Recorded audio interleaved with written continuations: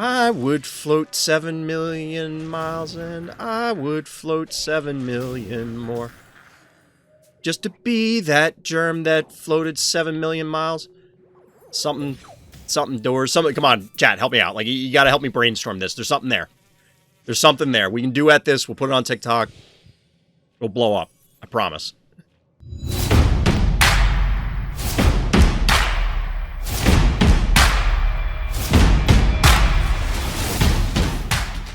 Welcome back, everybody. Welcome back. It's Sunday night, and of course, with the new schedule in 2023, we're going to be looking at a whole lot of viewer-submitted games. I'm excited to see what people have in store.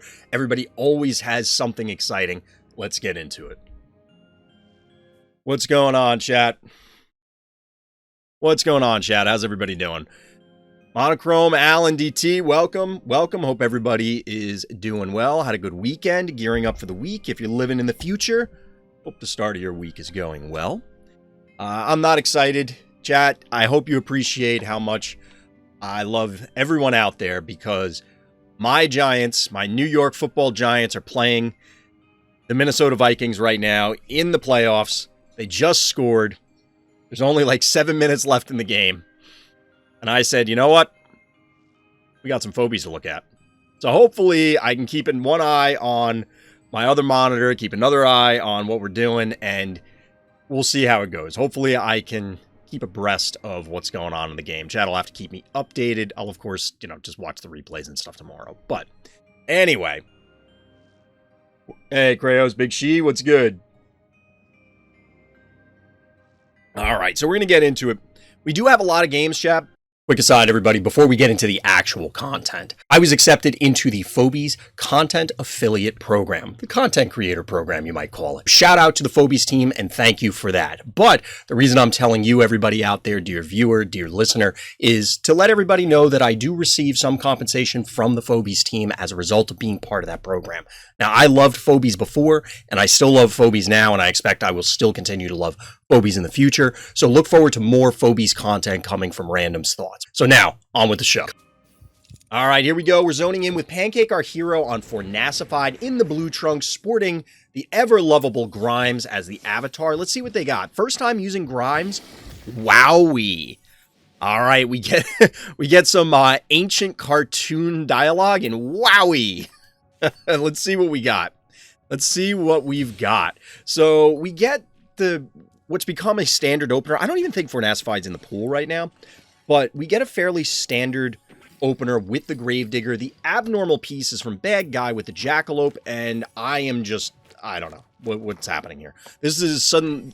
We'll see what their follow-up play is, but this feels very Twilight Zone-ish. Bank to 5? I don't know about that one.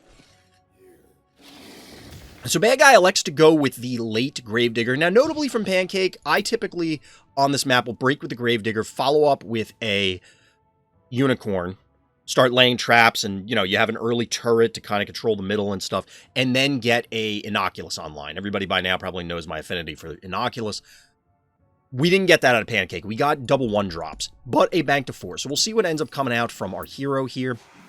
In fact, it is Grimes, the Malignant, the Malevolent, the Monstrous. Other mean M adjectives. Because mean works. Whatever. And then we get something that I'm sure will please Onda, and that is, in fact, Boom. Boom, baby. So we've maintained this 2-to-1 panic point advantage. Here's the notable thing, and this is... Okay, before we get to the foul.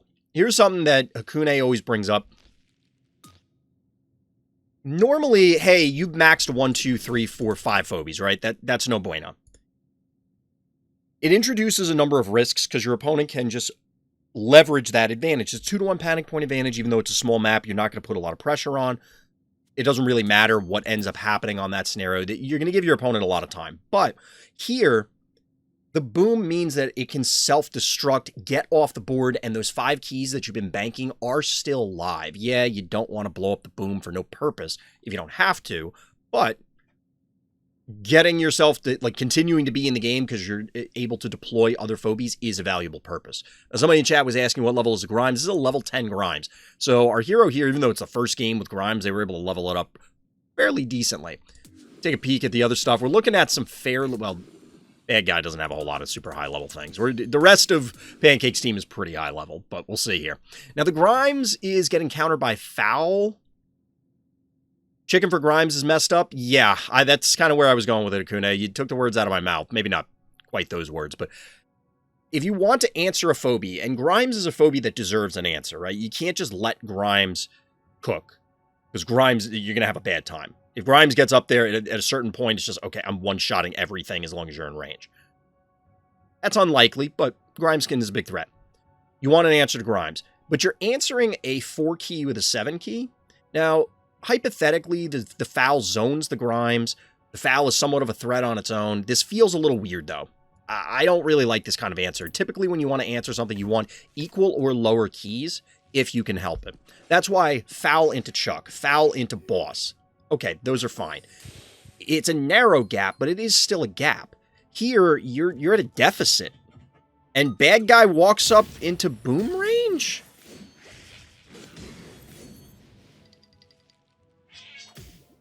$4K.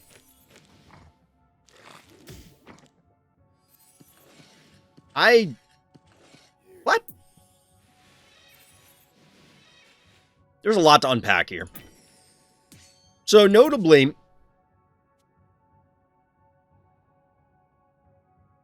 did get the buff. It did get the buff. Reasonable for a Bad Guy in the end. Let's remember, suppressuring your opponent. I mean, if it's the only option you have, yes, you got to answer how you can answer. But I'm more pointing out that this isn't ideal. We have to make... Did Grimes just get a buff from stepping on bones? I see it did. Yep. That's why I wanted to call that out, DT, because I know people are going to ask. They're going to ask, because it's a reasonable question. Well, it didn't technically kill it. I mean, it did, but does it count? Yes, it does in fact count. So that Grimes got a buff and got the hell out of dodge with 2 bodyguards between it and Foul. Oh, by the way, that Foul, I just noticed, 400 health. Awkward. Awkward. Klopster. These are certainly things that you can deploy in response to your opponent's board. But Pancake, I mean, I hate saying a game is over, because realistically, if someone makes consecutive mistakes, especially depending on the severity of mistakes, you can absolutely take a game from a quote-unquote unwinnable position and turn it into a W. We've all done that before. We've all had people do it to us. It's just obviously rare. In this particular scenario, I am struggling to see how Bad Guy gets out of this. Yes, the Foul is safe here, but it also means it's not really doing anything other than zoning the Grimes.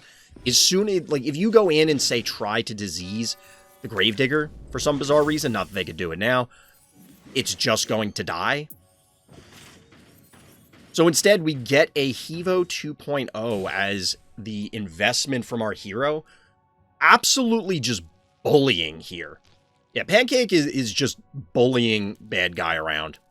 Yes, Bad Guy gets triple panic point advantage, but realistically, again, look at the health on these things. None of these things are long for the world. They're definitely not going to maintain their position for very long.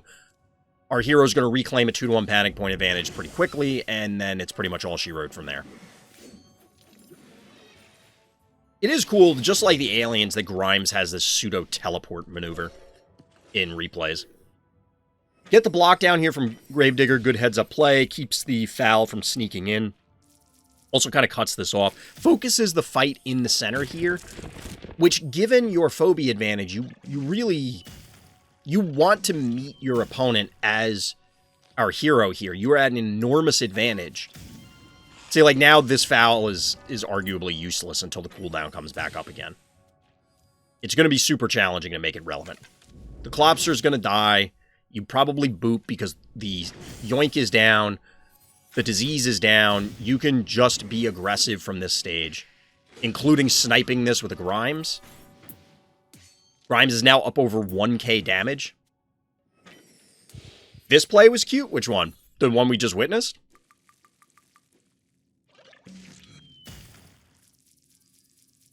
I mean, it seemed, I don't know, just to make the Grimes grow? Are you talking about? I'm just checking with chat here, because obviously we're doing this live on the Twitch stream, which if you want to come by, see some live Phobies action, hit up the links in the description, of course, for the Discord as well. From the opponent, I liked it, but the levels had a clear champion. Oh, from the opponent. Okay, yes, yes. Like, that was, it's not unreasonable. Oh, was the, Big She, are you talking about the Grimes growth from Jackalopes? Was that not working before? And it was corrected so that Grimes does get it? I didn't realize it wasn't working, if that's the case. You do get a good yoink here from Bad Guy. But realistically, what are you going to do to this Hevo and this Grimes? More accurately, what are they about to do to you? Because they're about to do some really mean things. Little bonk there. Dropping the rock on his head. And then Grimes continues to feed. Grimes is hungry. This is just a good old-fashioned butt-whooping. There's really not much. I don't think Bad Guy misplayed exceptionally. I think the main things were, like, the opener was weird. I don't really understand the Jackalope opener into Gravedigger. If they popped out a specific 5 key and said, oh, hey, I'm doing this particular game plan on this map, so it necessitates popping out Jackalopes, I guess, but that didn't seem necessary, and if that's the case, then I don't know. GG. Hashtag got him. Almost 2k damage on this Grimes. I kind of wish it kept a counter for body count on the card so you could see. I mean, we could go back and look, or just count it up for that matter, but I think it would be fun to literally have the counter on the card. But, GG Pancake, yeah, you definitely had this one. This definitely seemed like you just kind of stomped on your opponent. There wasn't a whole lot they could do. As I said, I didn't like the foul as a response, but as was pointed out by chat, I don't know that there's a whole lot else that they could have done. I don't know their collection. GG. Got him. All right, so game breakdown, numero dos. This time we have urkevina, as the name actually is. I matched with someone from your Discord. Pretty good game. GG to the other guy. Ooh, we got a little intra-Discord action going on here on Opticon, the ever-lovable eyeball map, which I'm confident that there's a word for, like, fear of too many eyes. I don't know what that particular phobia is. Or it could just be a phobia of being watched. I don't know. It could be both. Like, look at this one. This one's almost directly looking at the camera. This one kind of is, too. They're not really when you scroll around. But anyway, we're getting, I don't want to say standard openers out of both players. They're just kind of openers. I've personally been leaning into earlier lobs, say an early Hevo or something like that, but I do try and get a Crushmore online ASAP so that way you can either block stuff, you can lock stuff. It gives you a lot of flexibility on this map with a lot of obstacles. So the early panic point advantage goes to Bad Guy, and notably, a bunch of effort is sunk into this K9, but it is going to go down, and an attempt at killing a return kill is going to require Bad Guy losing further stuff, so I expect a retreat here. Or not. Okay, they're more than willing to give it up. More than willing to give it up. The stabby's a little weird. Turrets aren't bad on this map, but the thing is that you can't... This center spot is good, right? You can cover here, you can cover here. Obviously, you could defend back if your opponent tries to swing way north or swing way south, sort of thing.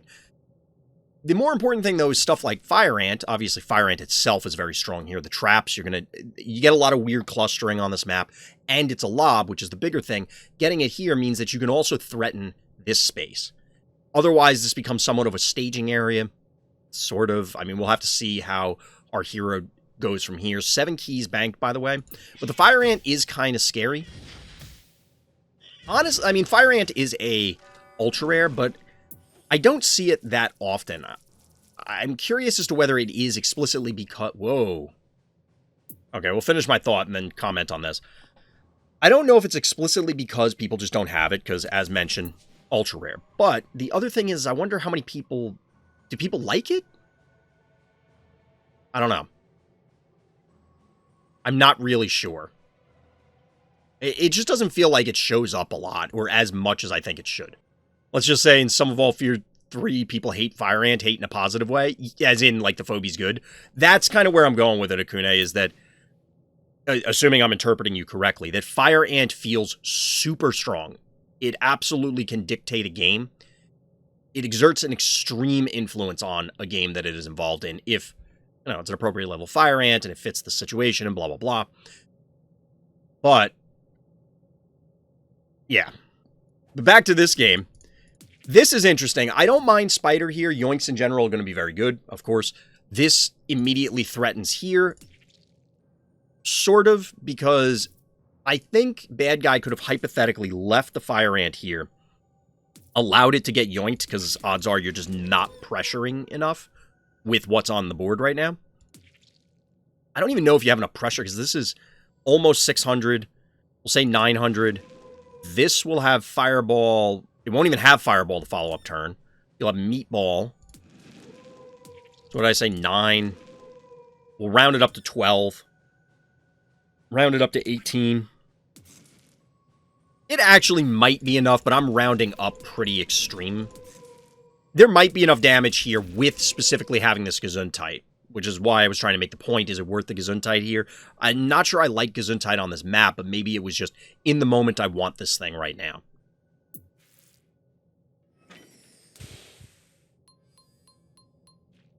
Cheap Snipe plus Jar. Does Jar? Yeah, if it was here, I think there's enough damage with follow-up for sure, but it would be close with only this amount of stuff. So Bad Guy's actually risking this. We'll have to see, does Urk have enough damage? I don't know what level their Jar is at. So we do get the yoink. Wow. Urk with the Sixth Sense here. How did you, like, I have to assume you knew there was a trap. Like, have you played this person before? You mentioned it was from Discord, but, like, how did you know to dodge this? We'll see if you actually, oh no, Fireball is up. Never mind, Fireball's up. I was completely wrong. You absolutely are going to have the damage to do this. Trap gets triggered by Snowball anyways, but yeah, I knew it was there. So why let it get hit then? You could have put Snowball here. I mean, if they're gonna... I get fearing the retaliation, so they still have Jar and Snowball access themselves. But I don't think there's any way they kill Snowball and the Spider.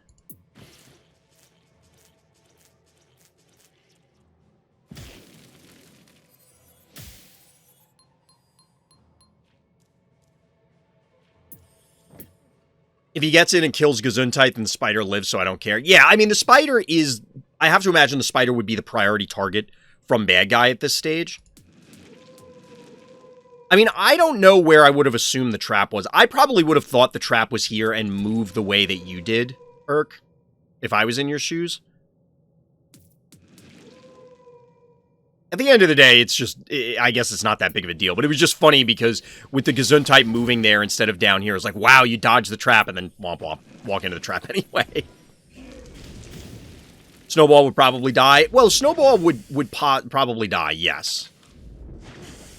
In this scenario, so wait, they snowballed here? I don't think they get Snowball in the Spider.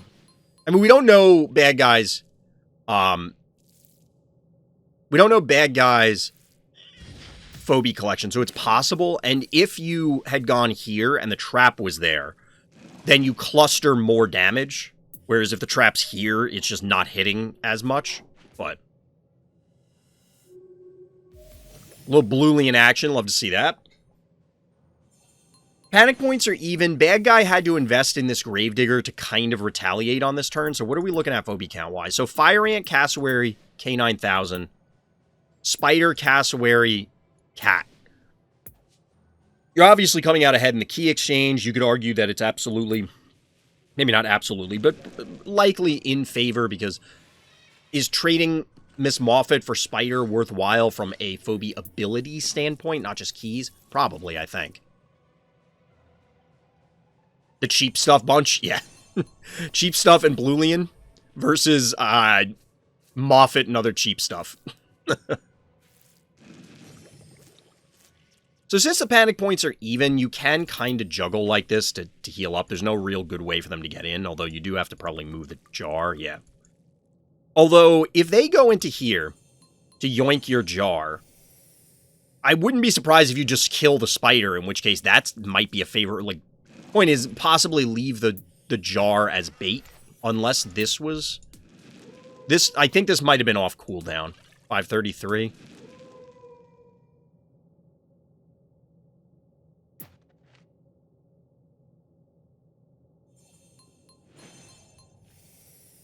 AWOL is so creepy, chat. It'll never not be creepy. It's just unsettling. Get a little repositioning here. Neither player is very interested in overextending and engaging, which I can understand. The AWOL is a little weird as compared to any other one key. I think, like, obviously you can represent more damage, but it's so fragile. I just don't know that you're ever getting in on something. Well, maybe. Nope. Get a little Gravedigger block. This is similar to the plan that I usually try and set up. Create an awkward movement scenario for your opponent and follow up with something like Chuck. I mean, in a lot of cases for me, it's Evo 3.0, but you know. You know if Snowball kills your jar if they have the same level? Yeah. Snowball and Cassowary will kill an on-level jar. Well, the one-shot a level 1 on-level jar. They could obviously be involved in a kill otherwise.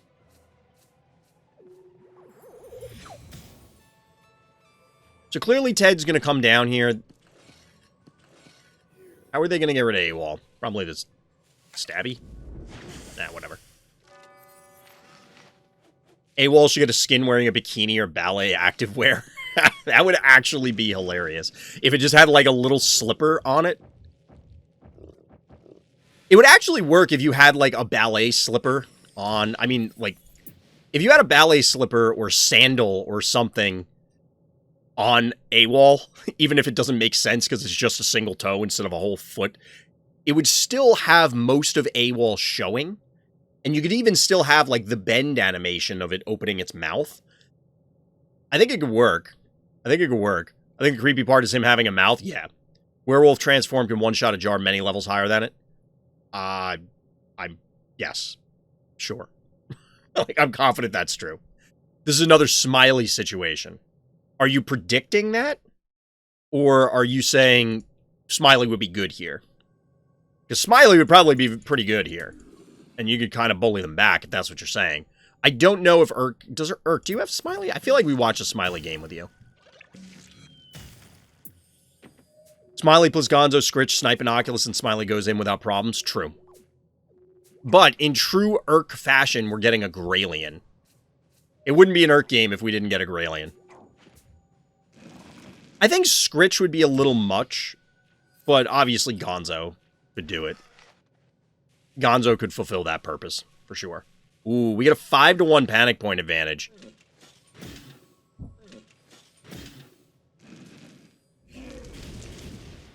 Wait, bad guy.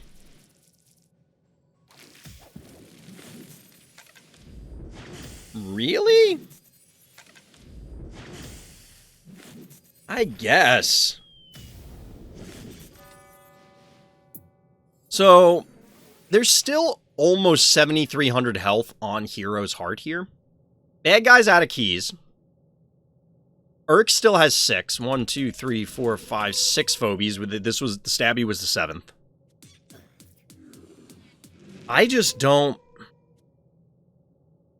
That feels like an aggressive yoink, but we'll see how this works out for him. If 2 things were killed this turn, it'd be better, obviously. We might have to rewind this turn. Is this Chuck gonna die? I mean, it's Fireball, Meatball, and Jar. This is probably a dead Chuck, right?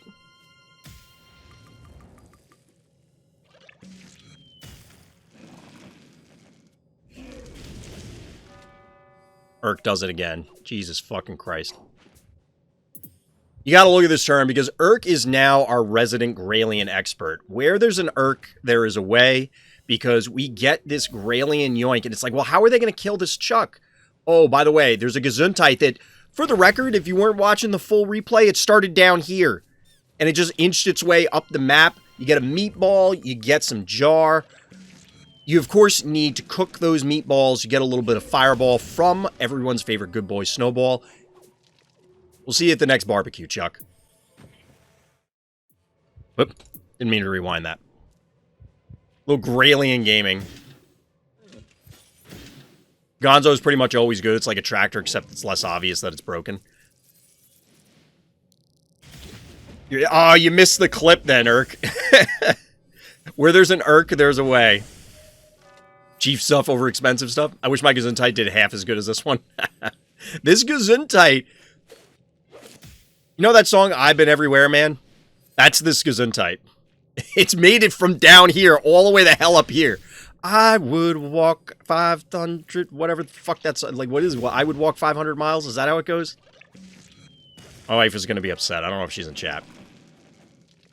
I would float 7 million miles and I would float 7 million more. Just to be that germ that floated 7 million miles. Something doors, something, come on, chat, help me out. Like, you got to help me brainstorm this. There's something there. There's something there. We can duet this. We'll put it on TikTok. It'll blow up. I promise.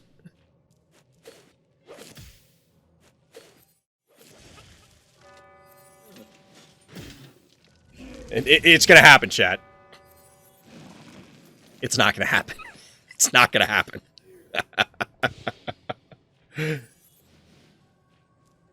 What, your Gesundheit usually dies of fighting in one drop? Yeah, this Gesundheit has put in a lot of work this game. I'm stunned how well it did.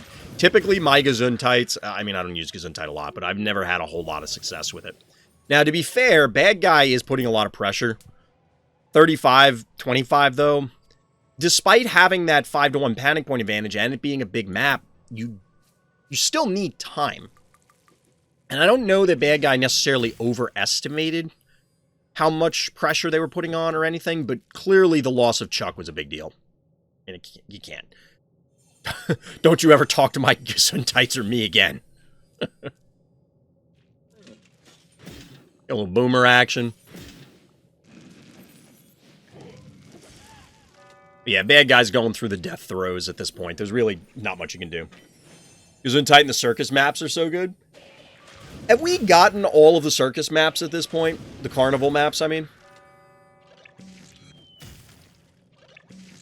I don't know if we've actually gotten all of them yet. I'm legitimately unsure. I lost track after a while. GG, well played, Urk. Well done. Them Graylien pulls. There's something sneaky about Graylien that is different.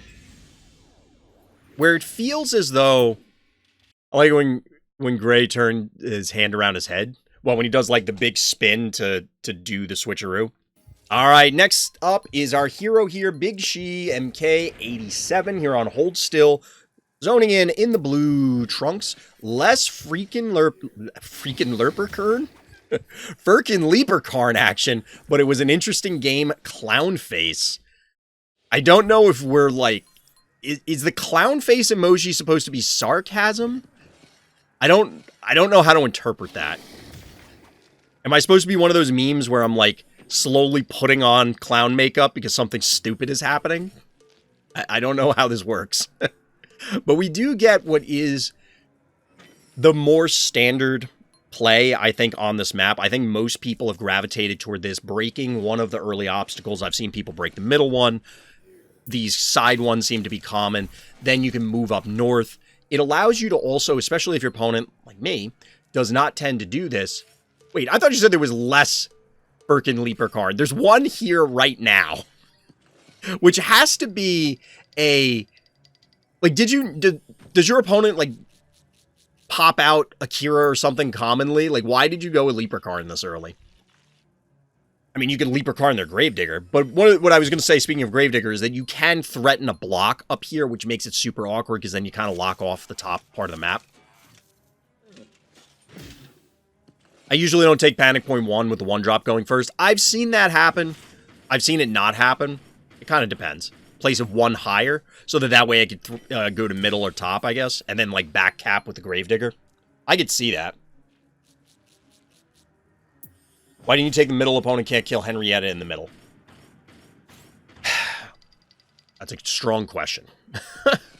In the meantime, we're getting some reasonable stuff. I mean, the Hevos make sense. Ginsting makes sense. Other 1-drops to fill stuff in. The Leprechaun is what's getting me. The Leprechaun is what's getting me. Can we do a challenge day or schedule full? We're probably just going to do, if we have time towards the end, maybe, but odds are we're going to be doing all reviews tonight. We got like 15 to get through. Ooh, chat was talking about Scritch last game. Get a little creepy hand action going. Yeah, taking the middle with Henrietta. Hakunay's pointing out that the Henrietta could have taken the mid a couple turns back, however long ago it was, and then forced a trade or at least an engagement on Big She's terms. And it makes sense. At the time, I'm sure it was just an oversight. It happens. So, bad guy's going with a spider. Oddly enough, spider goes to the middle. This definitely makes sense. Yoinks, I mean, there's abyss tiles.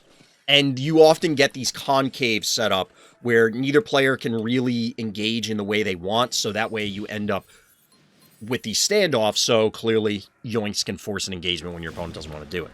Now, the unfortunate part here is bad guy does have significantly more 1 key, well, not significantly more, they have 2 1 keys, but 2 hero 0 keys, so they're going to have the advantage trading back and forth here. We're going to need to see something else from Big She to go down in order to break this parity.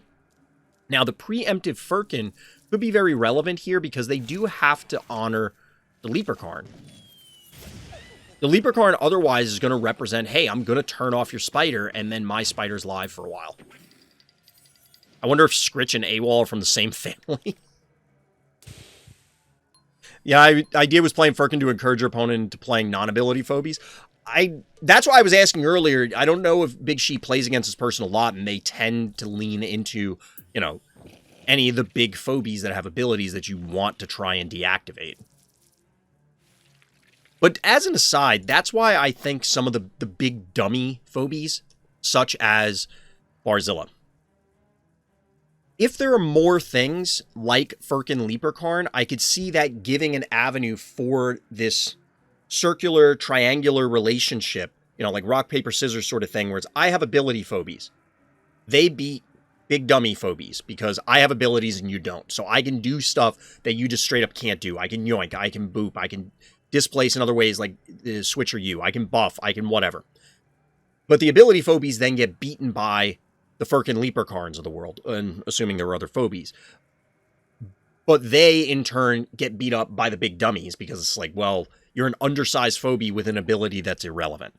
And it could be an interesting relationship there with that rock, paper, scissors setup without necessarily being a hard and fast rock, paper, scissors. We've certainly seen, as Leprechaun already exists, that you can beat it even if you use, say, Boss or Beauty or, you know, Attractor or Heartbreaker or whatever, like these other Phobies. The problem is, or potential problem is, if you overload on these answer Phobies, does it then become a problem where it is a harder rock, paper, scissors, where if you correctly predict or they already committed to certain Phobies and you dump Leprechaun and Leprechaun 2.0, whatever it is, on the board, now you completely shut off all their abilities and they're at such a huge disadvantage that they can't climb out of that hole. You don't want that scenario, but we'll deal with that when the time comes. You think Leprechaun will get better as the game exists? Well, I mean, as long as they keep making interesting abilities, which I'm sure they will. Stupid Firkin, I always hate when a game creates the negates and Firkin is a negate mechanic. I think it's fine. I don't mind Firkin that much. It's certainly frustrating, but no matter what, you have those sort of things where, if you think of it in card game terms, if you don't have answer cards, you're all playing aggro, right?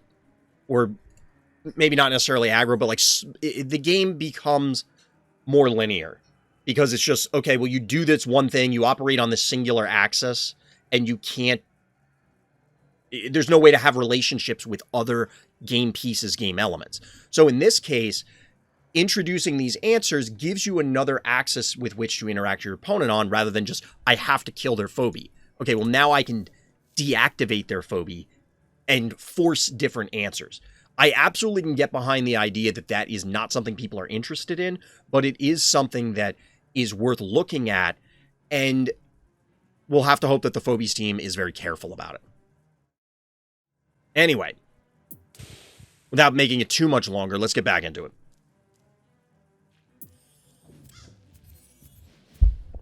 Chad, I almost spit out my water. We get your favorite and mine. Your favorite and mine. So we have 1, 2, 3, 4, 5, 6, 7 Phobies. 1, 2, 3, 4, 5, 6, 7 Phobies. 2 of which are mechs.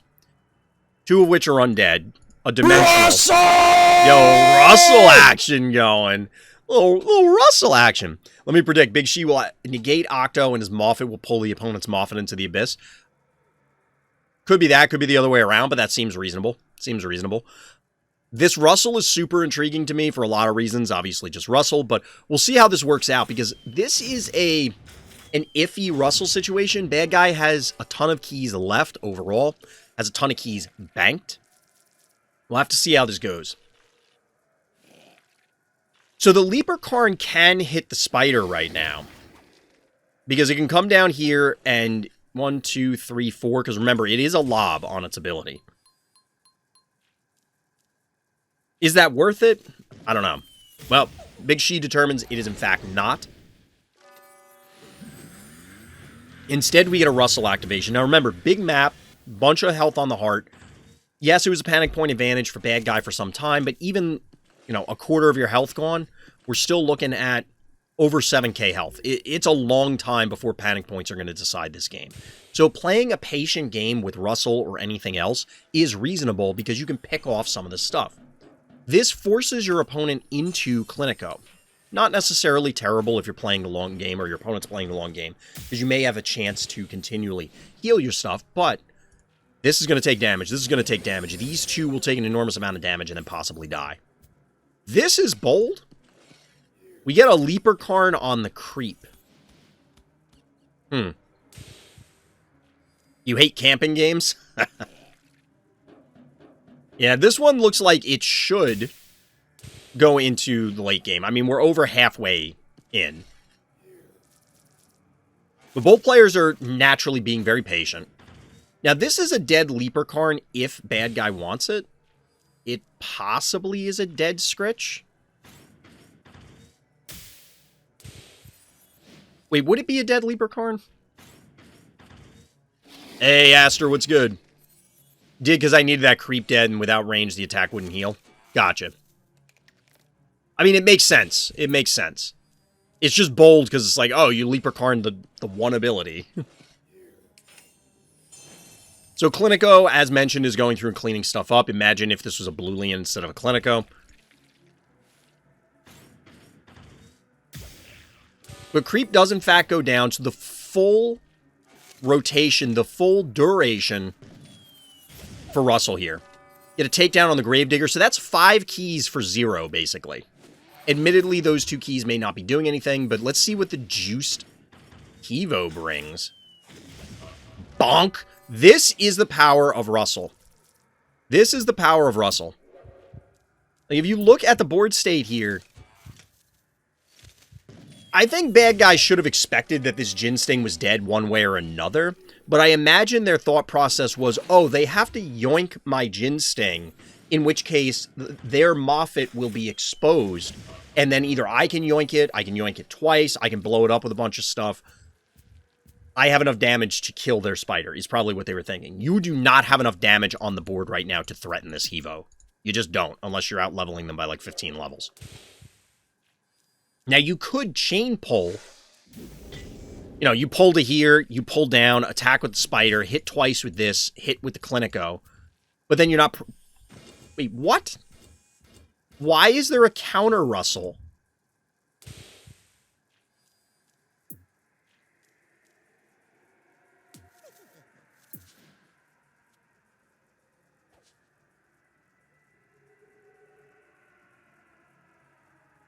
I don't...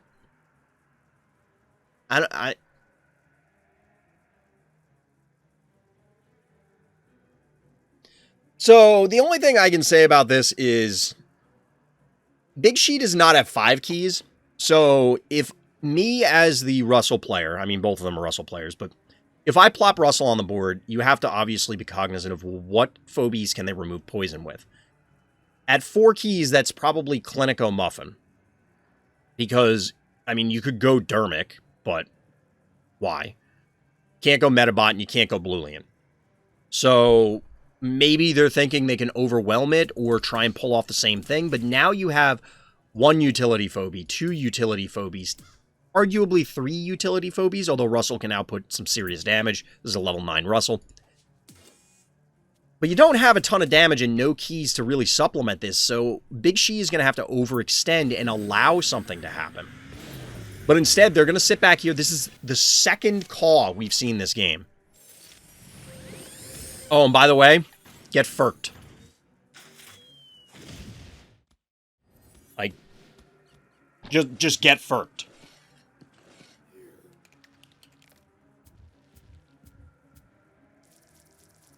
This was a really weird one, but notably, I just want to point out that did Big She have a panic point advantage at any point in this game?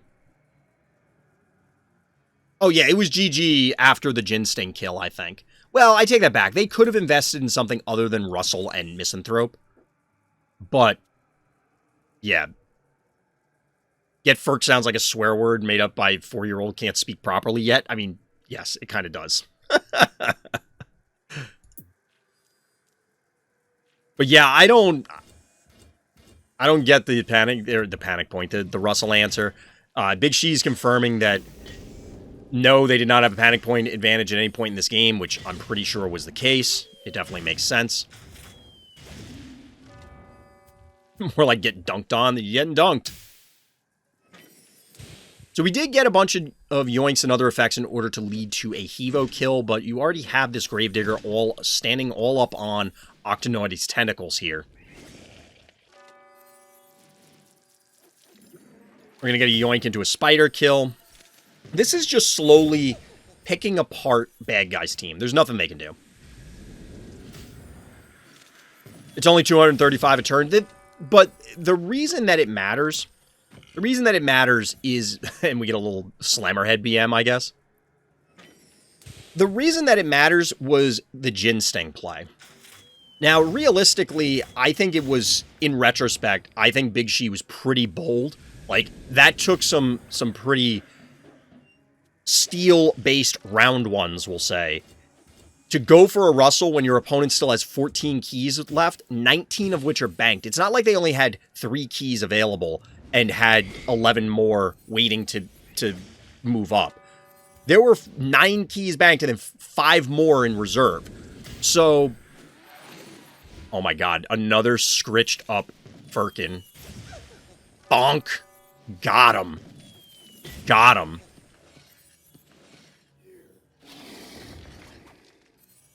But yeah, I think the Scritch play was pretty bold on Big She's part. It ended up working out.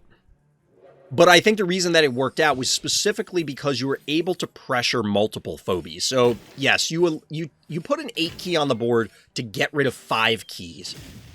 2 low-level undeads. And it's like, okay, that's not really worth it. However, it ended up also yielding +1 key because of the Jin Sting kill. And the combination of those takedowns meant that your opponent was left with basically no board state. They had all these keys, but because of the length of the map and the positioning, it's going to take them time and tempo in order to get everything up there. So it did work out. It did work out, obviously. I still think it was pretty ballsy to do it, but, I mean, it's hard to argue with success. It's hard to argue with success.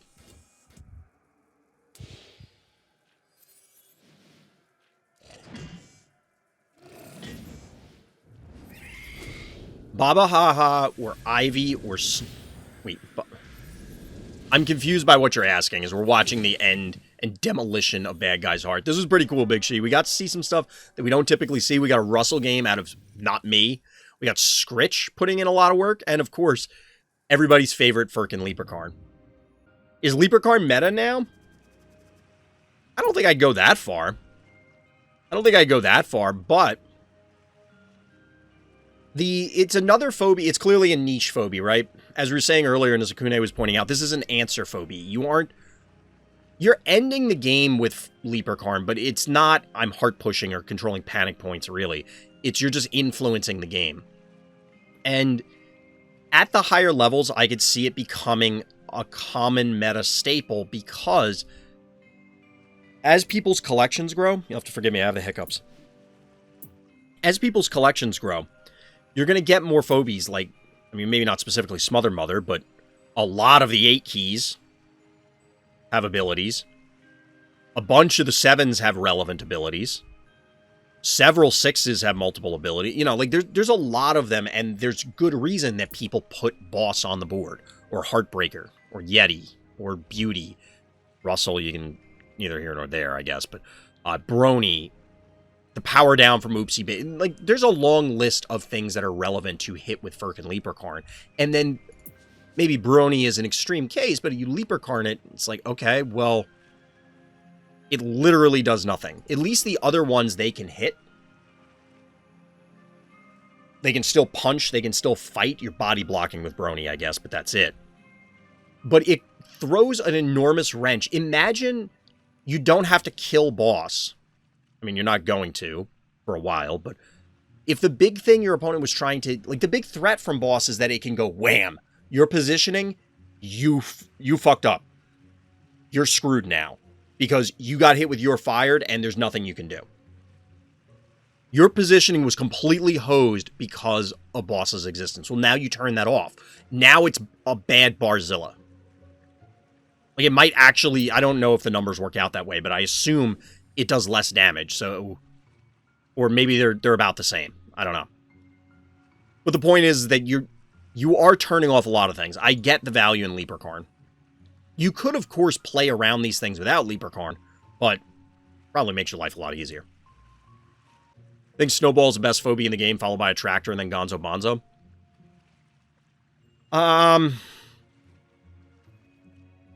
I think it's probably Stabby, Attractor, Snowball, Gonzo. I think. Stabby isn't necessarily, like, the most broken, but I think it has the most... How do I put this? Stabby is the most important cornerstone because it is so utilized. I mean, I could see Stabby being overrated only from the standpoint that everybody, I think, recognizes how powerful Stabby is. It does do something super special, though. Its voodoo is incredible. And being a tank dimensional. I think if Stabby were a monster, I don't think we'd have most of these conversations. Stabby influences your opponent's gameplay to such an exceptional degree that I think Stabby at the... Now, you could interchange those things. I think we all agree Attractor's really powerful. Snowball's really powerful. Gonzo's really powerful. Stabby has got to be a top 5 phobie kind of thing. Yeah, I 100%... Like, I don't even play Bowmangles. I basically only play Stabby. Stabby melts like butter. I mean, does it, though? Does it, though? I don't know if you're trolling, Hakunay. Because if you're saying that, like, seriously, then no, I don't agree with that at all. I don't agree with that at all. We would need more games at level 1 to and this is the thing. And part of the reason why I don't like doing tier lists is unless we're talking about a regimented, structured environment, aka everything's at level 1. I didn't mean to click on that. I was just clicking back on the client. It's difficult to really tell because, yes, we can look at the numbers and from experience try and ascertain certain relationships, but you're always going to be influenced by the fact that you're on ladder, and, for example, my Stabby's level 14. So if I'm dominating people because I have a level 14 Stabby, of course I'm going to think it's really good. Well, that's exactly it, Anton, is that I think that Stabby, because of what it defines early game small maps. Or early game on small maps. Like, Stabby just... That is the early game on small maps a lot of the time. Now, there are other ones like Unicorn that come in, but I don't think anybody's anywhere near as threatened or as concerned with a Unicorn as they are Stabby.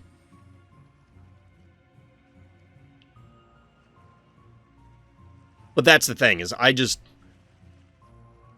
I'm still of the opinion Stabby could do with a slight nerf. But even, like, at any point in the game's history, I don't think I felt Stabby needs, like, an enormous nerf. But even late game Stabby works well. On a small map, on big maps, anytime I see a Stabby, I'm like, why? It needs to do more than just be a stat block when you're talking about a big map. Alright, chat, we're back. Just make a tier list to get views, title it the ultimate tier list made by a former Phobies esports player. Yep. The irony is I haven't played in any Phobies tournaments. Which makes it funnier. Got a lot more popular after the Alien update, which saying Unicorn was so popular as an opener since it allows you to either go along with a one drop or save up for an Oculus. I think a lot of the better players were using an Oculus even before the Alien update, truthfully. Corn was one of the main reasons I spent so much time just trying to get uncommons. I mean, it's good. All the time I'm sending Corn solo on turn 1 so I can play an Oculus a few turns later. It makes sense. Traps are also pretty good, but the save for an Oculus while it's getting a small turret online is really what makes it so used. I mean, it's a cheap ranged unit. Realistically, there just aren't that many cheap ranged units that are actually... I mean, yes, you have a range attack on this. It's an ability. A ranged attack on the leap, because you can hit something and then walk away, I guess. But you're just kind of starved at 1 and 2 keys. So Unicorn, for example, if there was another regular ranged 2 Phobie, that would get used a ton too, I'd expect. Gesundheit I just don't like. I think Unicorn's in this place where it has a decent enough amount of health. So what would this hypothetical 2 cost have to be? Well, it would have to have way better stats if it's just blank, because otherwise then you can get decent stats already plus trap from Unicorn to get more utility. If it had 2 movement, it might be busted. I don't know. So here we go. Shout out to Sivadas, our hero here on Billy's Room, going up against Hyper-E. This is actually a loss. So shout out to Sivadas again, because, well, we just don't get many of those. So definitely cool to see people opening, like putting themselves out there for the critique about what could be done. So the notes here are fun match, tough loss, could have made better choices, question mark. We'll see. So Hyper-E has I don't want to say a unique opener here, but the early jar here, I think, is a direct result of Sivadas' choice to not put, say, a cassowary on the board or something else, Snowball, something that could threaten here. Now, you don't necessarily want to run Snowball here because you can get it blown up or just damaged kind of things. Bad things could happen. Actually, can you do that? This is not the map I'm thinking of, is it? Because it's, what, 1, 2, 3? Yeah, you can't actually reach. 1, 2, 3, never mind. So, like, if you put it down here, I think it's safe, right? I wish there was a mode or a flag or something that I think this is a space here. I'm pretty sure there is. So it's like 1, 2, 3, 4 moves, so you can't go Snowball right onto the stem. It just kind of bothers me that you can't, I don't know. I have difficulty seeing some of these spaces, and it just bothers me. It's the pet peeve, but it's not really that big of a deal. I've actually seen a lot of turn 1 and 2 jar cannons on this map. Recently, I've been pushing the Gravedigger plan, and jar on this map obviously makes a lot of sense. You can cover 2 panic points with an enormous amount of damage, but the bank here on 1, because you went 1 drop, pass, so you have extra keys, then jar pass, you still have extra keys, as opposed to putting out an Inoculus or a Ginseng or some other higher key cost thing, is interesting from our hero here. Now, they're appropriately not just capping the middle, because guess what? It's going to get blown up by jar, and then cat replaces it, and it means nothing. The aggression here is safe, because Fireball was used on Snowball, so that means that it can't just come in and snipe this jar. You've been testing the Quagmire plan on this map. I think Quagmire is pretty good on this map. I've used it a bunch. Now, we're getting matching, speaking of Stabby, we're getting Stabbies here. Stabby can obviously position itself in a couple different places on either side in order to cover multiple panic points. And we, in fact, have a panic point advantage here for our hero. So, yeah, level 13 Got matching on those. We're pretty close in level, not identical, but for the most part, it's pretty even. Now, the big question is this. This was level 12 versus 11, so this is a threat to this jar. And notably, this snowball can threaten this jar as well. 2, 3. Well, I mean, it can't from the position it's in, but it can one-shot it if it can get the shish kebab to land.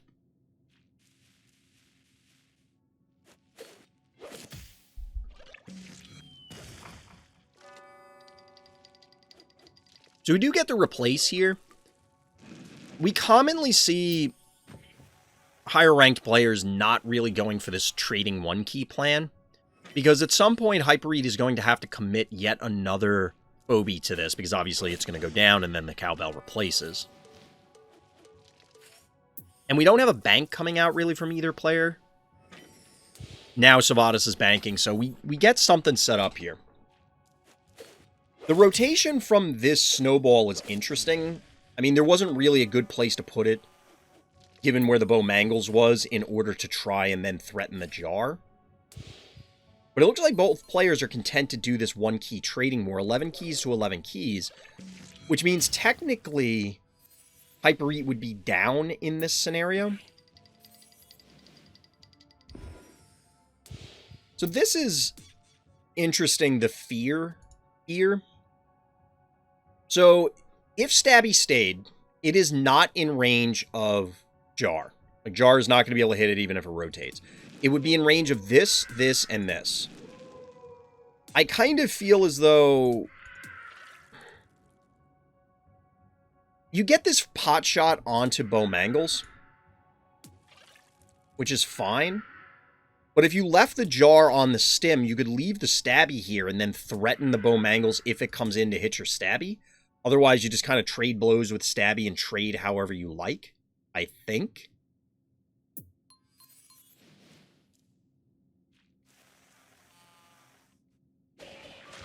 Yeah, so we get the advance from the bow mangles. It's not a dead jar, but now this thing is threatened by so many. Like, it can't touch the stabby. It's threatened by the opposing jar. I don't think this hit was worth it. You got to poke the bow mangles, but it didn't accomplish anything. So we're now back to a 1-0 panic point advantage. Well, maybe not back to, it was 2-0 for most of it, but...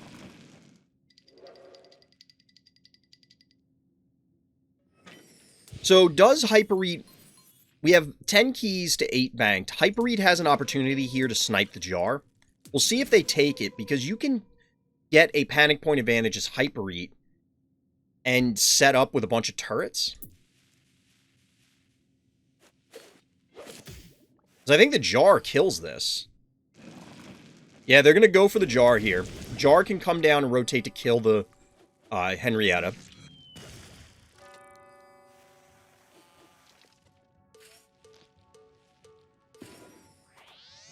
This is interesting, but I guess you might as well, because if Sivadas... So here's the thing. We've seen a lot of misanthropes on this map go into Paladin mode, and they just stand on the stem and just punch the heart over and over again. It's a big meme.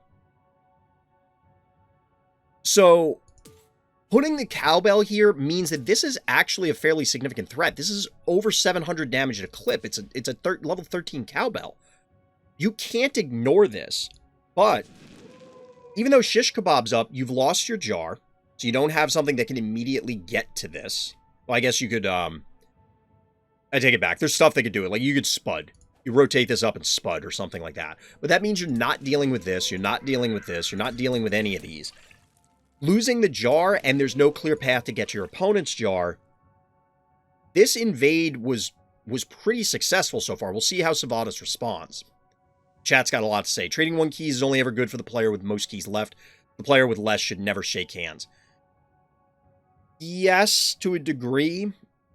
There's an argument where you need to possibly bank as the other player to get to whatever you need to break open the positioning.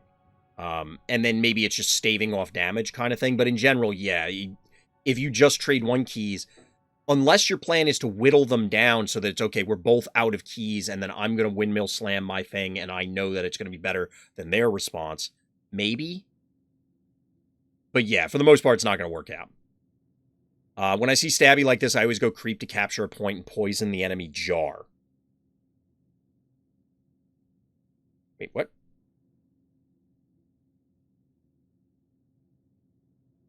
To go for the jar? I mean, I thought somebody said something about Muffin. Is an equal trade since they'll use Muffin on stabby and a 1 cost to retake the point. Oh, I see what you're saying.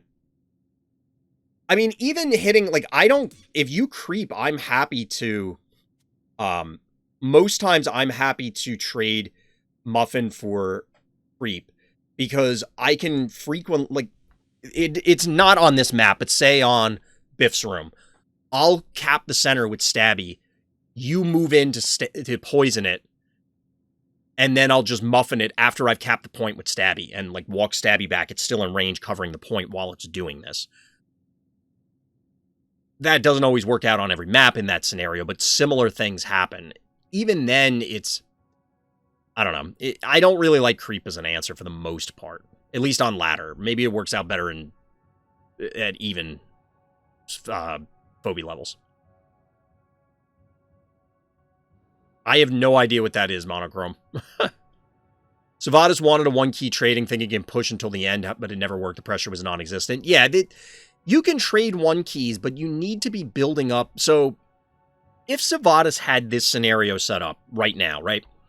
And their answer here is to go Hevo 3.0. That means you hit this, almost kill it, or possibly kill it. You hit this. You kill the snowball with the electric cat if it doesn't die to the Hevo alone. Then you probably kill Bo Mangles, and then it's your Hevo, your snowball, and your stabby versus cowbell, stabby, jar, and 11 keys. That's not necessarily great. I mean, you'd have 1 key left yourself, but like that's not necessarily great, but it might not be bad. It depends on who the opponent is and, is your Hevo super high leveled? But I generally agree with what Hakunay is saying, that if you're not really, you're trading 1 keys, but if you're trading 1 keys, you either need to be closing the game out in short order. There's still 4K health here, because there was no heart threat. Like, at no point, it's not like this stabby was here already or something and about to stand on the stem and take over the game or something. But it was similar to how we saw Big She win a couple games ago, or last game that we reviewed, whenever we did it. Big She was at a panic point disadvantage for virtually the entire game. There was only a handful of turns where they had a panic point advantage, but they were doing other things. Here, Hyper Eat was at a panic point disadvantage for a lot of the game, but was posturing to gain an advantage here through double turrets. Again, without a Hevo, like, how are you getting through this much HP this turn from this position? It's going to be difficult. Possibly doable, but it's going to be challenging. And the point is that you're just waiting. You're not progressing the game in a meaningful way.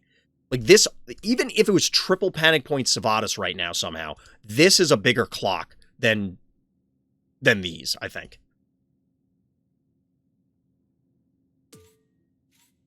Like, this is 1,400 damage a turn.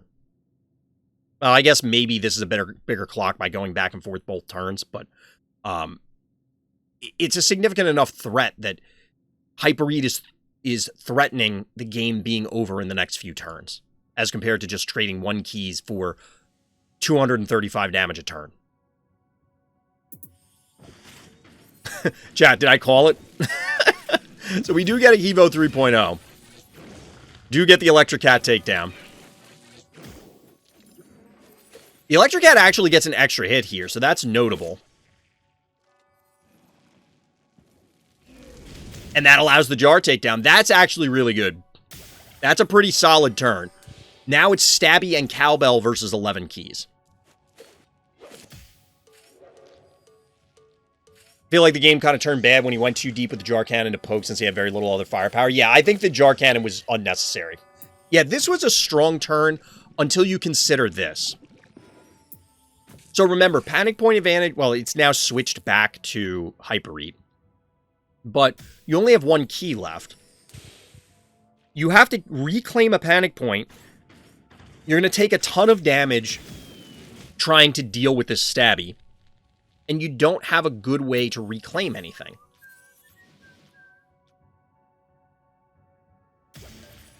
Like, you have to step on a panic point at some point. Erratic will just win this duel every time? Yes and no. I've won through Erratic and Sparky and stuff as just Hevo, but it depends. You need to be able to poke at it, clearly.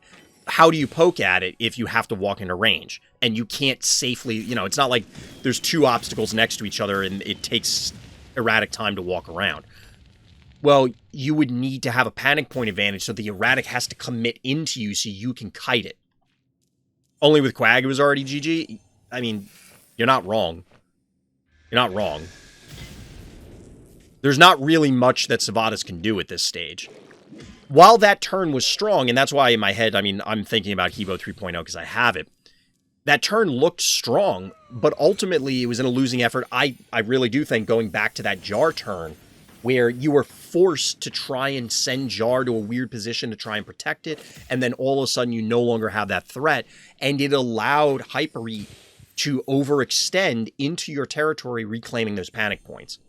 I think a better response would have been, well, if we assume this scenario worked out the same way, and Hypery is overextended, I think you need multiple Phobies as a response. Going all in on a big Phobie like this did allow for a big splashy turn. However, you just have less actions than Hypereat at this point. You have two Phobies, they have three. Yes, two of them are slow, but one of yours is slow. They get to do more things every turn than you do because they have more stuff. And if this was a 4 and a 5, say a Daisy and a something, or 4-3-2, or whatever, it just gives you more flexibility to try and combat whatever's there. Because imagine if there were 3 more Phobies on the board, you might be able to jump the Quagmire. Wait, why did that Quag move while paused? Because I clicked on it. I don't know if that's a bug, but when you pause in a replay, if you click on the Phobie, it will sometimes cause them to do the next frame in their animation. That started, I think, the last patch? I forget when. If you have no other unit, Erratic smashes 3.0 and only goes in 3.0's favor when he's back up since 3.0's damage output is fairly low. I would disagree simply because of the movement. So, right now it's 28 to 38, but that's because these panic points have been in favor of Sivadas, or excuse me, for Hypereat for so long. Been against Sivadas for so long. You can literally run circles around the Erratic. To the point where, depending on, if it was literally just Erratic and Hevo, you could hypothetically cycle all the way around and, like, end up at a point where you can use the heart to, like, dodge and then just poke at the heart kind of thing. Is that very likely? I mean, it depends on a lot of things, and I doubt Hypereat's going to walk into it, but it's possible. So yeah, I think the major points in this were the Jar turn just seemed unnecessary. Like, there was no need to allow the Jar to get hit. I kind of get it, because I can imagine going through Sivadas' head was, I'll poke at this Bowmangles, because I can. Like, why not? And then they can't kill the Jar. Like, it was not possible to kill the Jar back. It's just going to take a bunch of damage, and I'll walk it off. However, well, we saw how it worked out. It's just not going to... You took damage for no reason, and that left... It did still get one shot, but it forced you to move in a way that you probably did not want to.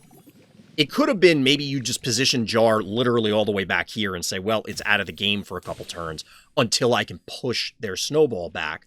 But that allowing that particular invade with 2 turrets there, I think is what did it.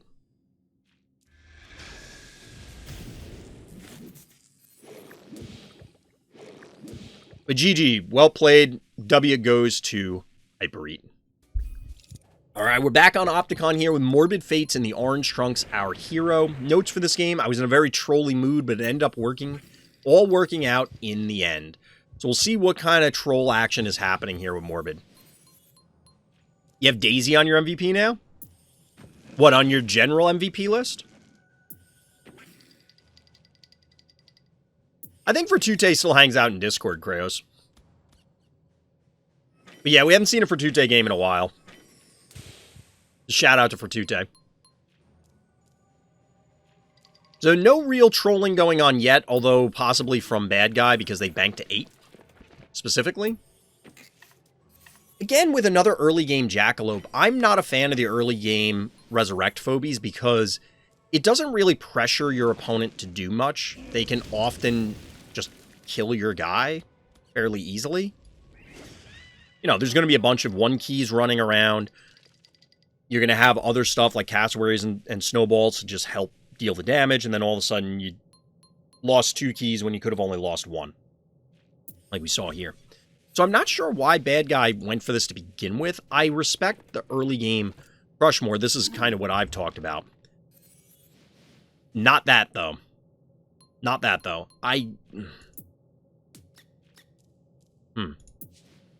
This... Okay. I'm sorry, chat. I'm just...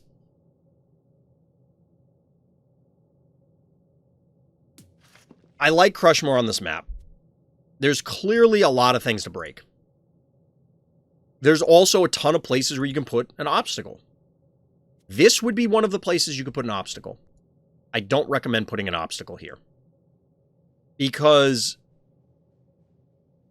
you want it where cassowary or the respective spot up here is, so that you have access to these. But they have now cut themselves off from this panic point. This almost safely gives it to Morbid completely. I don't get it. Crushmore is underrated? I don't know if it's underrated. I mean, do people badmouth Crushmore? I don't think anybody does, right? The Jar play was too aggro, too little other power on the board, although he would have been less bad if Jar didn't die. Cannot go for one big unit, no keys left when the opponent still has a bunch of keys. Yeah. Counter most of the time, like if I had something big like Chuck or Boss, instead it would most likely have just been another counter.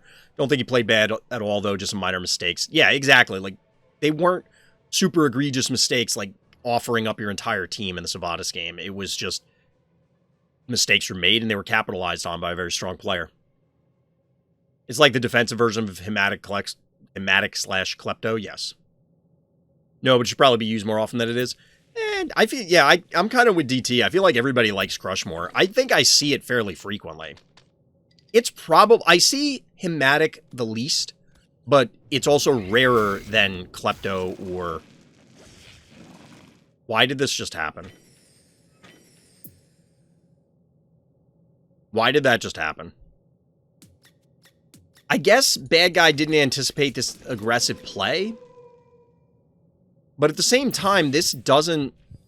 I would have probably pulled the snowball back to a safe position rather than leaving it there. The reason being is you probably lose the snowball and the cassowary, or should lose snowball and cassowary in this position to whatever they pop out. They have 7 keys. I told you, troll. I mean, fair. So Daisy shows up. Speaking of Daisy MVPs.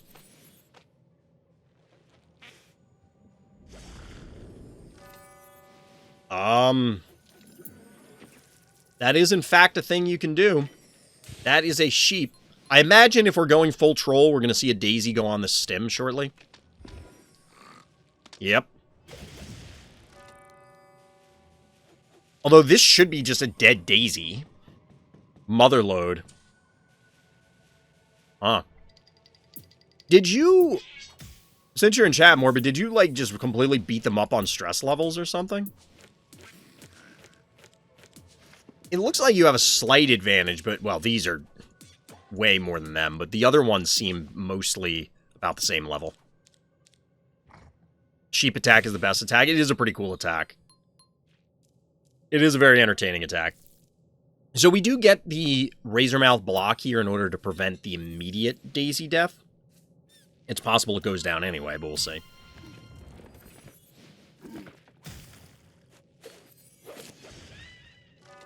Dead Daisy? Dead Daisy. 5 keys, right in the crapper.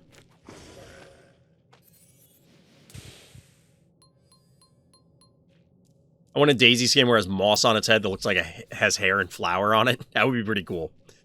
I think there's a lot of cool ideas and potential for skins, and I still feel that that would be a very good way for them to monetize the game in a different avenue. Alright, so we do get a Crushmore block here in order to open up the pathway to hit Blinky. Bad Guy has now equalized the panic points.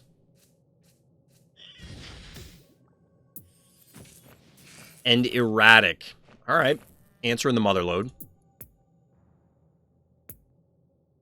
4, 7, 8, 9, 10. to 4. Our hero is in pretty big hole here, but we'll see. They should make minor changes so they're still recognizable. Yeah, you have to keep the silhouette because, especially in Arena, it's going to be problematic. I did a whole video on it about different things they could do. I think hats would be reasonable. Hats would be reasonable. Wait, what?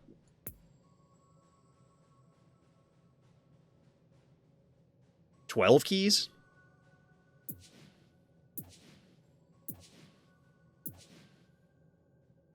I don't know what you're talking about, Kratos. You have to keep the silhouette and probably also the colors? Yeah. If you change the colors, it gets weird. Exactly, you can't change the colors. Imagine if there was a blue ginseng skin. Yes, you can just go click on it, but that would be immensely frustrating. It would be hugely frustrating.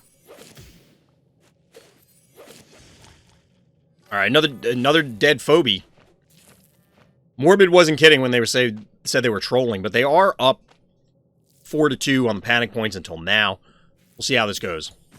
Or a red ginseng skin, you'd think it's a matic. Yeah, they can't do stuff like that. There are too many other phobies that ginseng is one of the examples I always go to, but the dronies, the hevos, microscopic and gesundheit. There's a bunch of Sasquatch and Yeti. There's a bunch of recolors.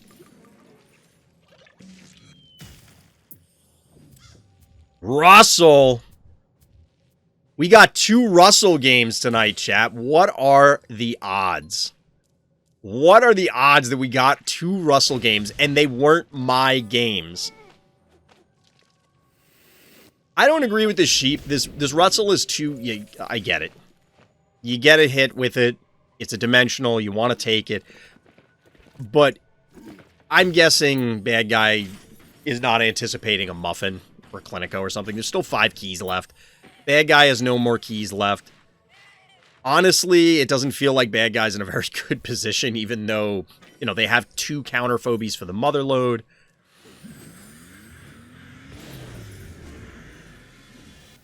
That Russell is actually really strong.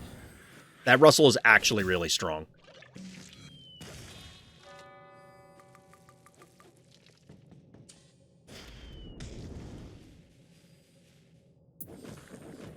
Thunder Rocks into nothing. Gonna let the poison tick. No Clinico, no Muffin. Could have actually moved the Russell. It didn't even have to stay here. I don't think it attacked. Maybe it did.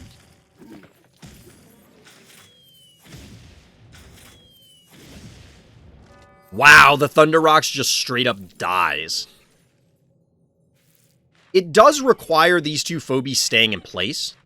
Oh, it did attack? I missed it. I was probably looking at chat when the Russell did its actual attack, regular attack. It was a level 3 rocks. Brutal. So this mother load is, first of all, dominating the opponent's side of the board. But this mother load's level 10, almost 3k health here. 2600 actual health. You can get hit by 4 attacks here, but it should survive. And Sucky is the final phobie.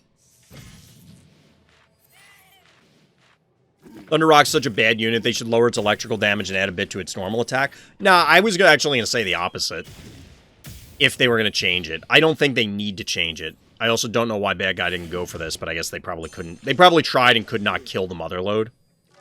The reason I don't think Thunder Rocks needs to get changed is because its purpose is...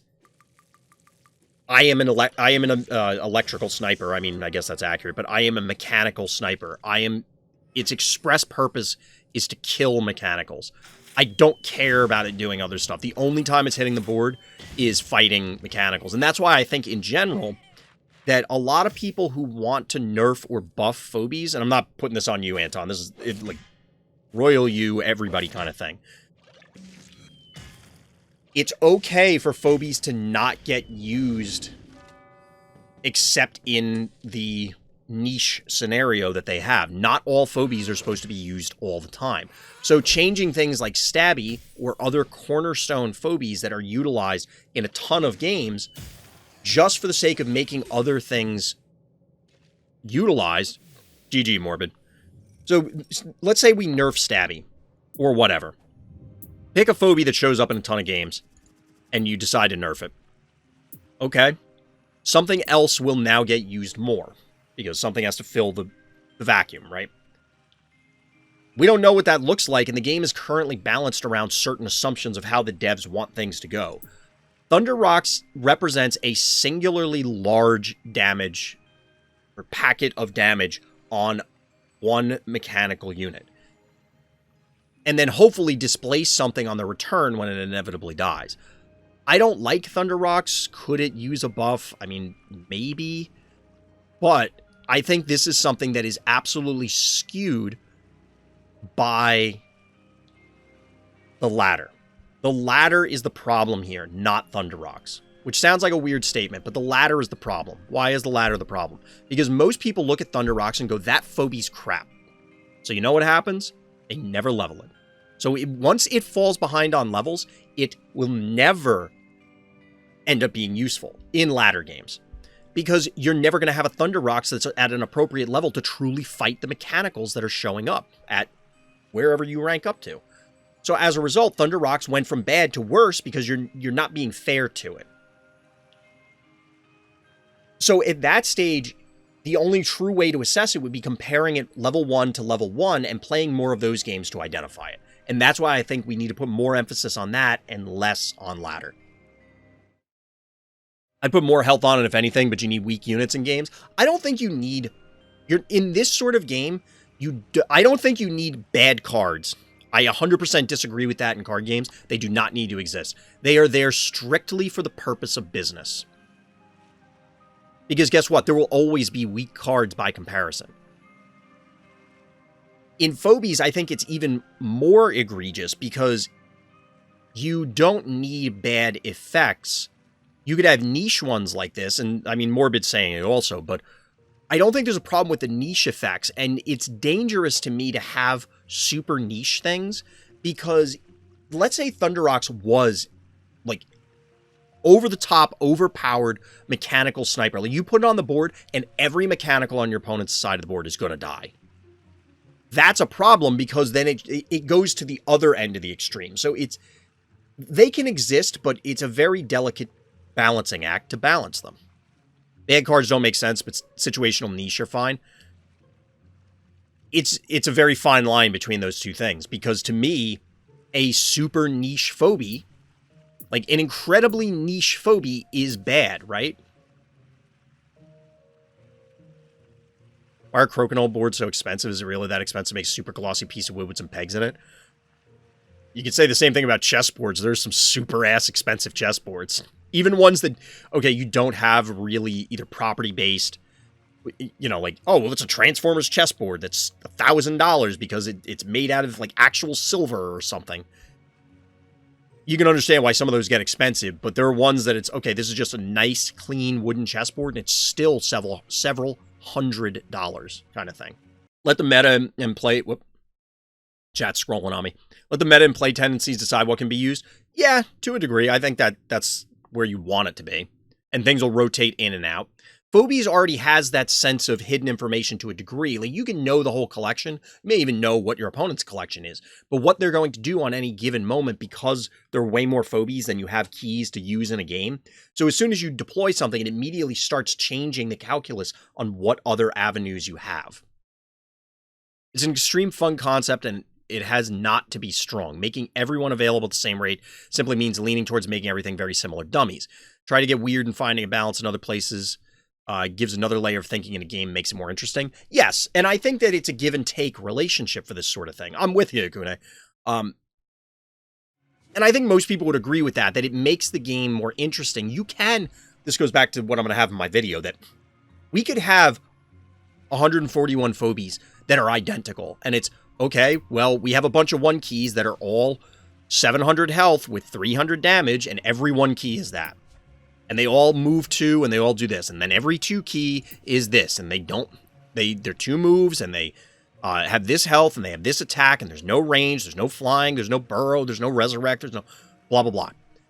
As soon as you start introducing those other effects, even the phobie types, like dimensional, monster, undead, whatever, it starts changing calculus for all this, and that's fine. Can it be perfectly balanced? Could some of these things be changed? Yes. Is it going to make the difference in a lot of these games? No. Like, I don't think anybody would sit here and say Phobies is perfectly balanced. That every single phobie is exactly where it should be in relation to every other phobie. I don't think anybody has a good sense on that. And even if they did, it doesn't necessarily matter, because I've talked about it a lot. Things like attractor I think shouldn't exist because I think it creates stupid scenarios. Qualitatively measurable. It's not quantitatively measurable. My apologies. You can't just say, well, attractor's unfun, so nerf it by 100 health. Like, that doesn't... Like, how did you get from point A to point B? That may be the answer, but I don't know.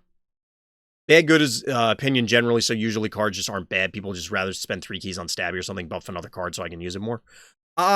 Yes and no, Luffy. I mean, if we compare it to card games, I could speak at length about it, but as far as Phobies goes, there's a formula out there. The devs obviously have one, how they baseline certain things, including old beauty, like 2 nerfs ago beauty. It was at the numbers it was because they felt it would behave in a certain manner.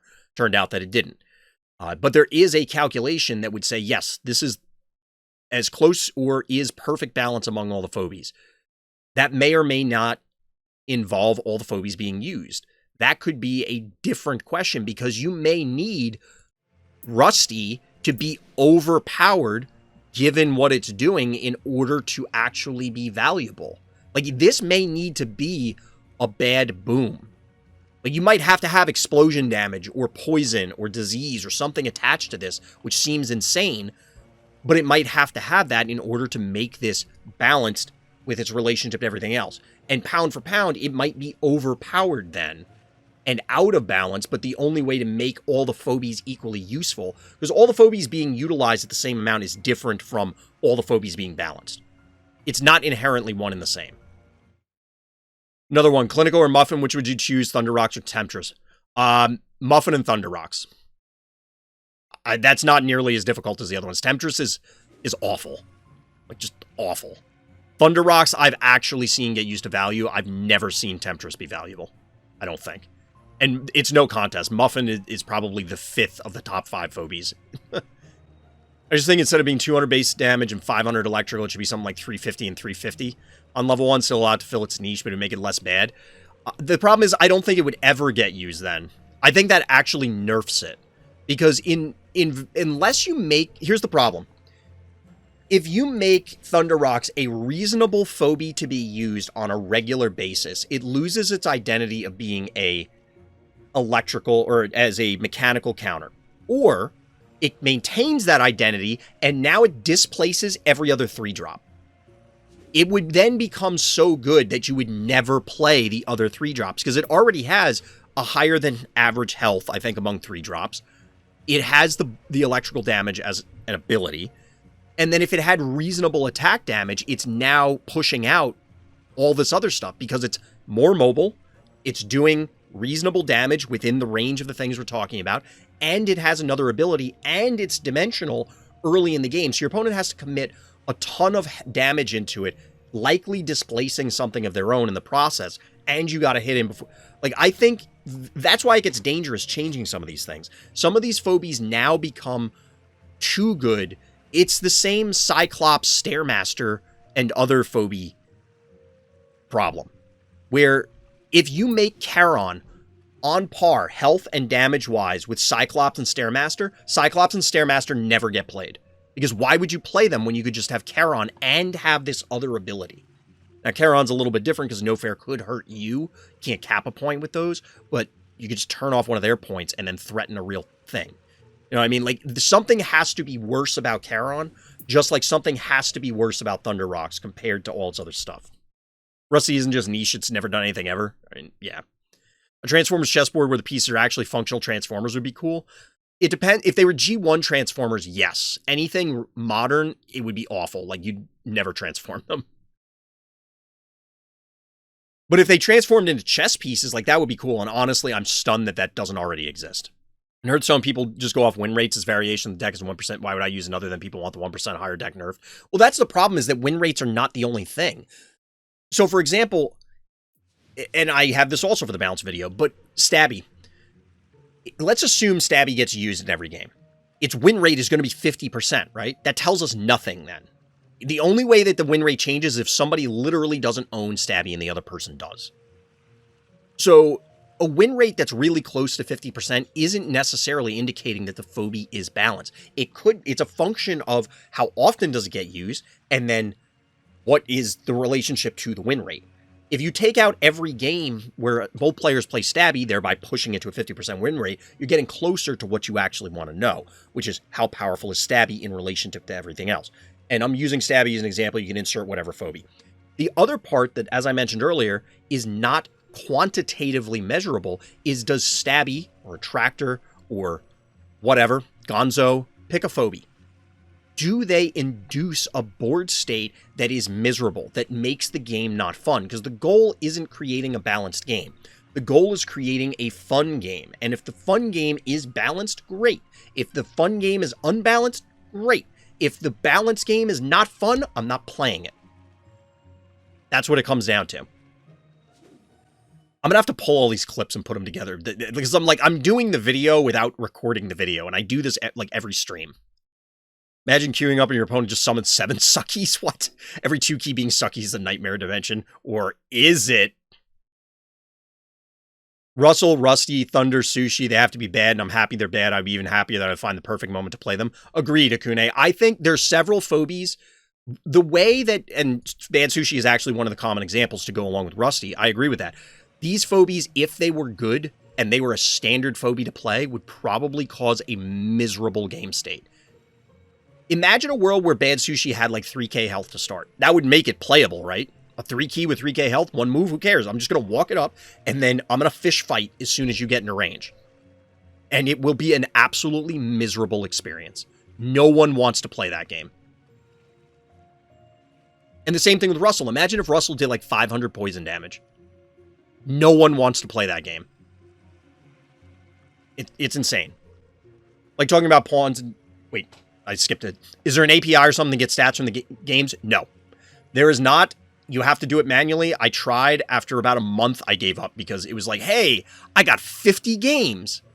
That's not a meaningful sample size. And it's resource intensive. Like, you have to go into the game, watch the game, manually record it. You could try and pull it from the logs because it does log in I'm talking like locally. So if you're on PC, you could probably do it on mobile. I'm not sure where it logs to, but on PC, if you submit a bug report, they'll ask for a log because it'll log what happens. It also logs game states, including game reviews. And then it'll say like player whatever did this, player whatever did this. And it has every turn in there until you close the client because it's a temporary log. It deletes it.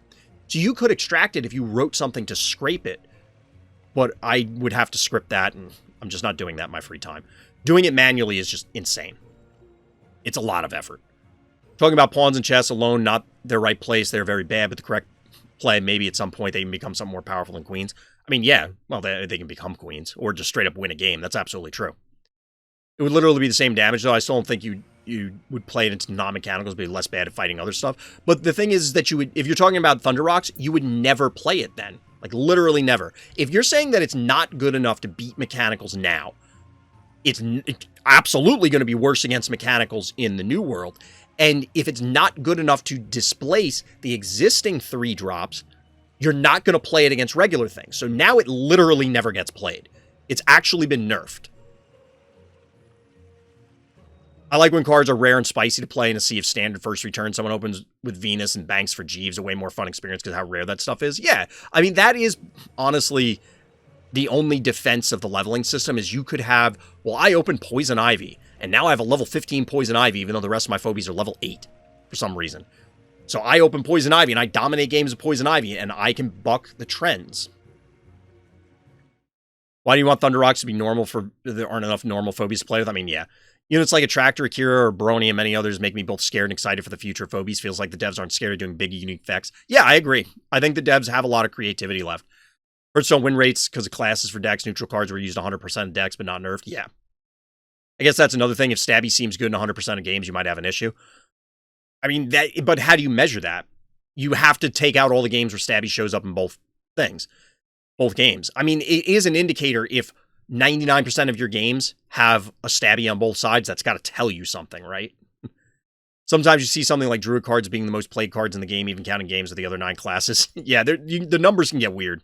Win percents don't matter when not measured against play rate. Yeah, true. Akira's fine by being 9 keys, Attractor, Repeller, Lazy Waste out of Force Field.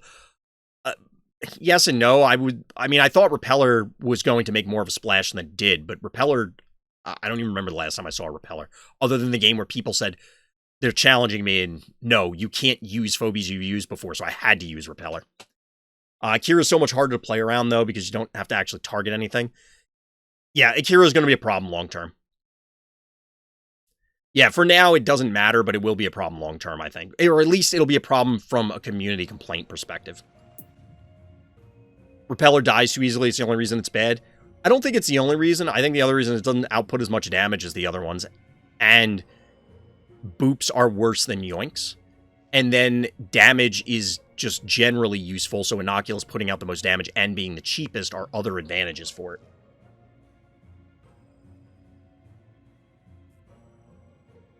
If I had Repeller, I would use it because fun. I've tried to put it on the board, but it's just never like, yeah, you know what I want here? Repeller. That thought basically never goes through my head. Ever.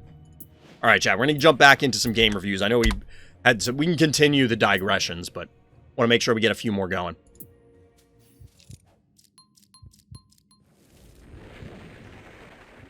Need a quick sip after all of that talking. We have Hakunay, our hero here on Biff's room. Notes are, at this point, I'm just good with traps. So the question is Hakunay good placing traps? Is Hakunay good avoiding traps? Or is it a combination thereof? Food question. Should chili have beans? I always have beans in the chili. At least that's the way my wife makes it. And I like it.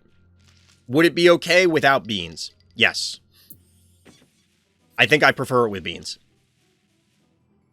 I know, I forget which way it is. It's like, without beans, it's officially chili. With beans, it's supposed to be something else. Like, that's not actually what it is.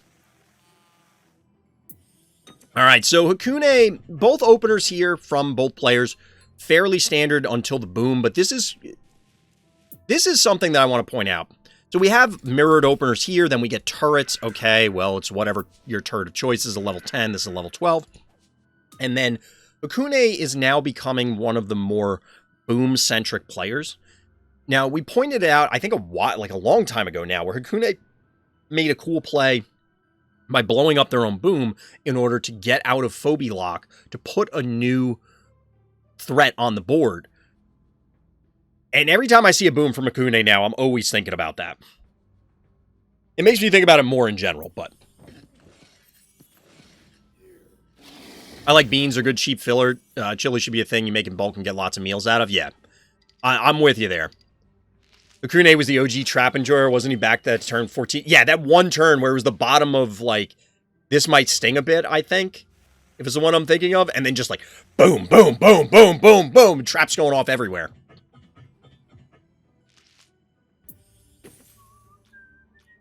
So we get a preemptive muffin here. This is very interesting from Hakunay. We do have... There's a lot of damage going down on this bow if bad guy wants it to happen. We were talking about Chili and others. Oh, it was on Xylo? It was on Xylo. I could picture the map in my head, but... Yeah, the muffin... Okay, so why the muffin? Given the aggressive positioning by the bow mangles, I have to imagine this muffin was just preemptively for the bow. We'll see if that ends up being the case, but we'll see.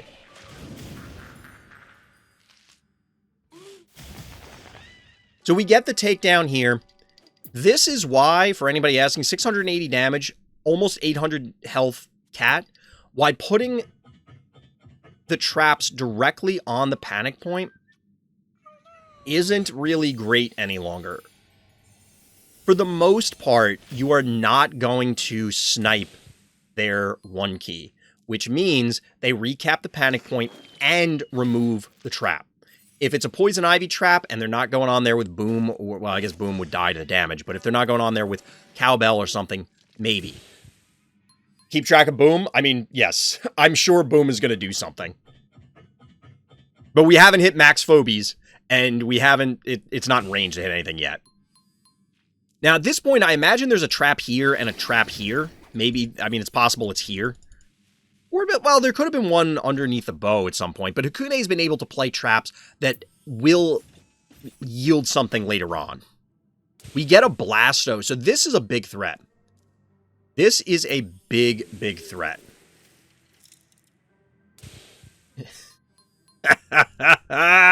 We got a little Steve's action.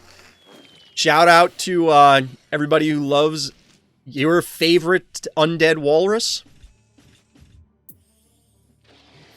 And we get a Noxious as the answer. Bad guy's almost out of keys. 3 keys remaining. Hakunay still has 11.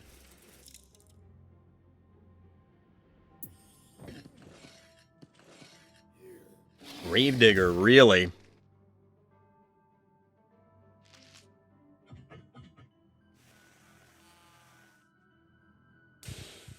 Okay. I think everybody has to see a bait here, right? So this could be, any of these points could have, well, I guess the panic point too, but like one of these points has a freeze trap. One of these points has a freeze trap. The other ones presumably have this. So it's now going to be a game of Minesweeper for bad guy, because this is just too juicy, right? Like, you're going to send in the Noxious, you're going to poison the 2 undead, you're going to get this, the Noxious dies, but that seems like what bad guy wants to have happen. But I will call out that Hakunay is at max Phobies. So we might get that boom play. I don't know what they can do off of 5 keys other than like a surprise snowball or something, or a jar, but let's see how this works out. Oh no, this now banks to 8. Okay, I thought I clicked it after the keys went over. So bank to 8 here. All right, Noxious, it does accept its fate, I guess. Wow. This is bold. Like, this is bold. Chat, the stones on bad guy right now. The traps aside, why even move it there? Thunder Rock's incoming. Real talk, chat. This is, like, no fear. 0 fear. Like, this is a bold move, Cotton. Let's see how it works out for them. I mean, yes, it's a 4K health Blasto, but still, it's going to get frozen. I don't know. There's some really mean things that are about to happen. Let's watch them. Boom. All right, so we do get the freeze on the Noxious. But okay, we get 2 attacks out of Steve, so that means that it's on cooldown for the trap.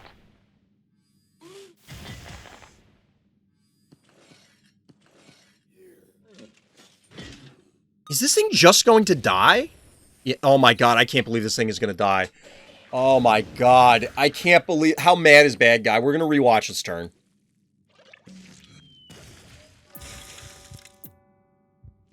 I called it when we watched bad guy march their... Actually, I have to rewind it to undo it so we can get the effect. So we're watching bad guy march their team directly into the teeth of our hero Hakunay's army here. This is a bold move, Cotton. We're going to find out how it works out for him. Spoiler alert, it doesn't work out very well. So not only do you, of course, get the freeze there on Noxious. Noxious was super excited about this Poison Splash. Like, you could feel the excitement. But you get a ton of damage going down on what was originally a 4K health Blasto. It's not a 4K health Blasto any longer. But I'm going to call attention to that, what just happened. You get the now classic Hakunay play, a popping boom to free up room to get a jar. 1 turn, 4K health Blasto toast, and the Noxious. Get at me.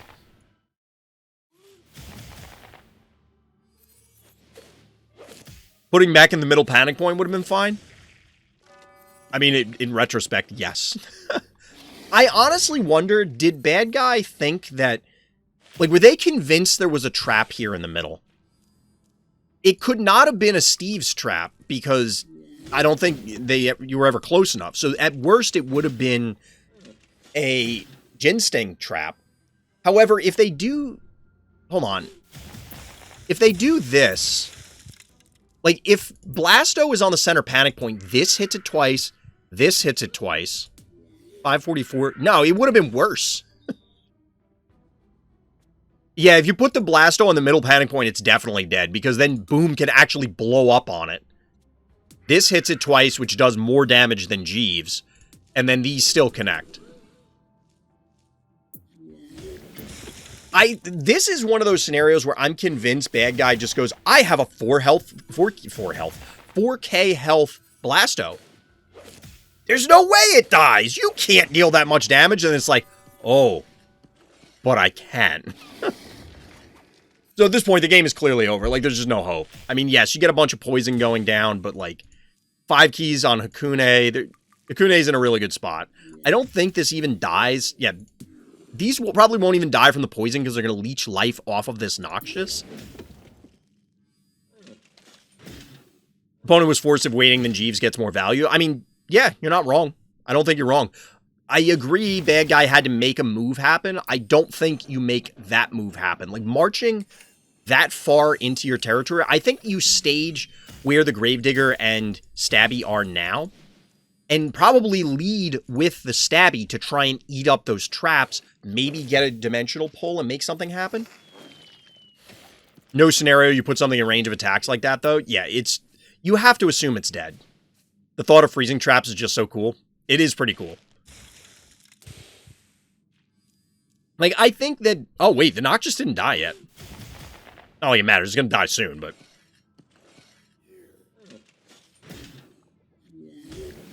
Having Jeeves must be cool. Jeeves is more of a niche, but it's a juicy niche. Jeeves, we've had some funny Jeeves games. Going all the way back to that Jeeves versus Cerberus that was a perma-freeze. Welcome to the Ice Age. It's funny how we started out with that, and then all the time now it's just global warming gaming. It's weird to me that Jeeves is ranged. I imagine Jeeves would be really bad if it was melee. Maybe not really bad, but it wouldn't be very good.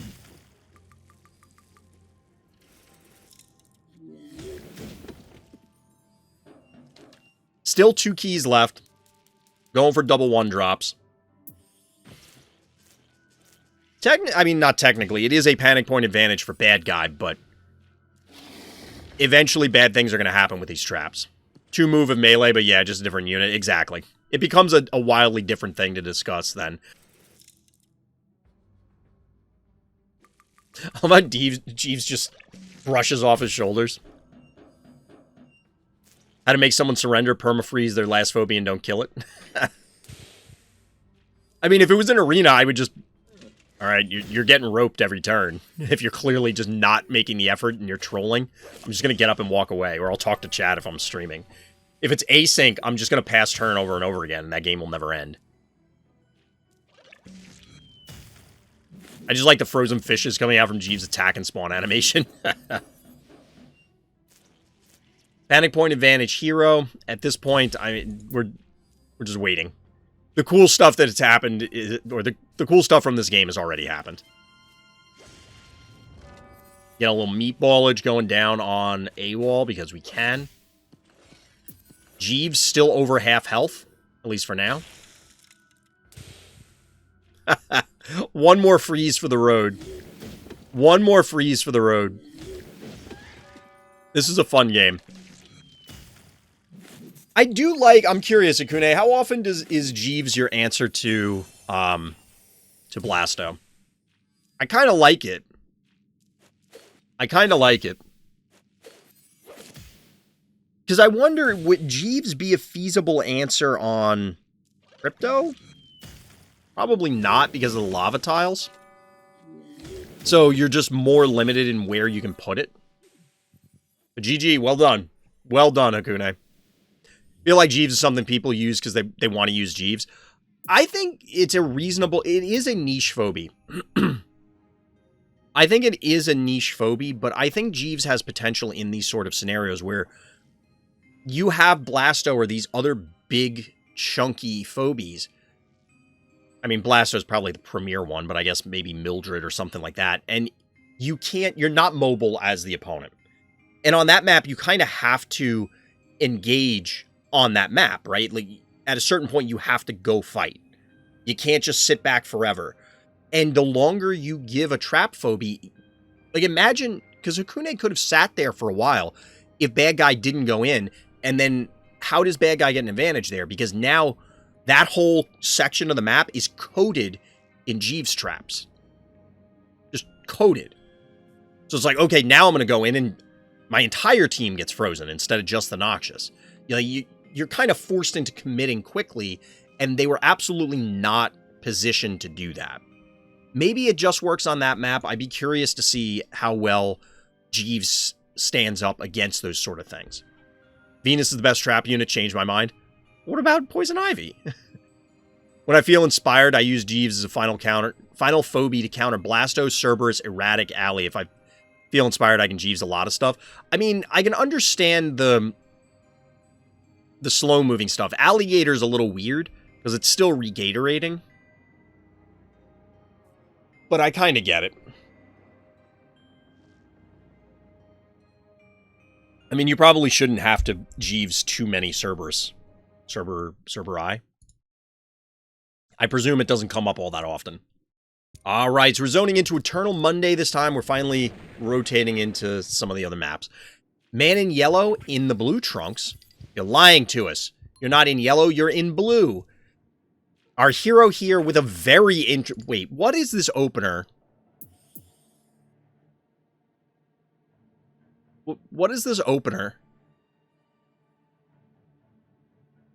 Also, who keeps asking about Ghostbusters? Because there you go. It's Quagmire? I imagine it's a Quagmire.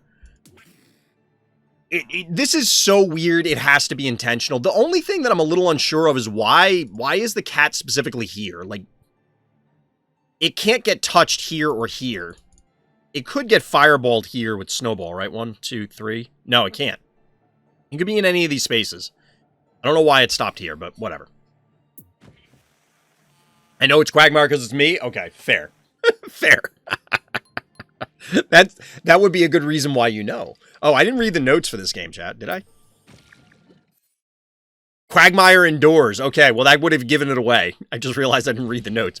But Quagmire is here. A turn to Quagmire. Respectable. Respectable. This is, of course, going to be very difficult to dislodge. So here's the weird thing. Bad guy elects to not put a phobie on the board. They could have ran a jar here. That would have probably necessitated Man in Yellow to put Cat here, because then it would have been 1,000, probably like 2,200, 25.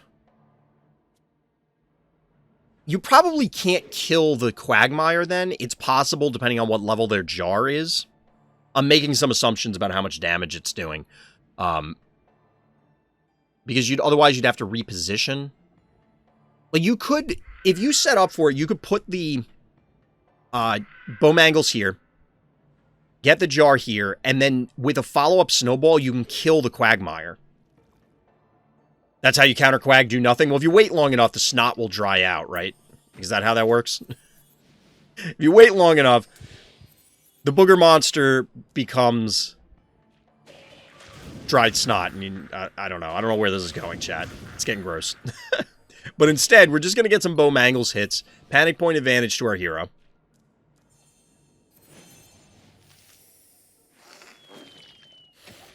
This is my favorite map when I played Apply a Tractor to someone stalling farm wins. I mean, yes, a tractor is kind of annoying. Although I've lately been in the DT camp, I've been opening up Gravedigger a lot and started breaking these obstacles to set up turrets into a tractor.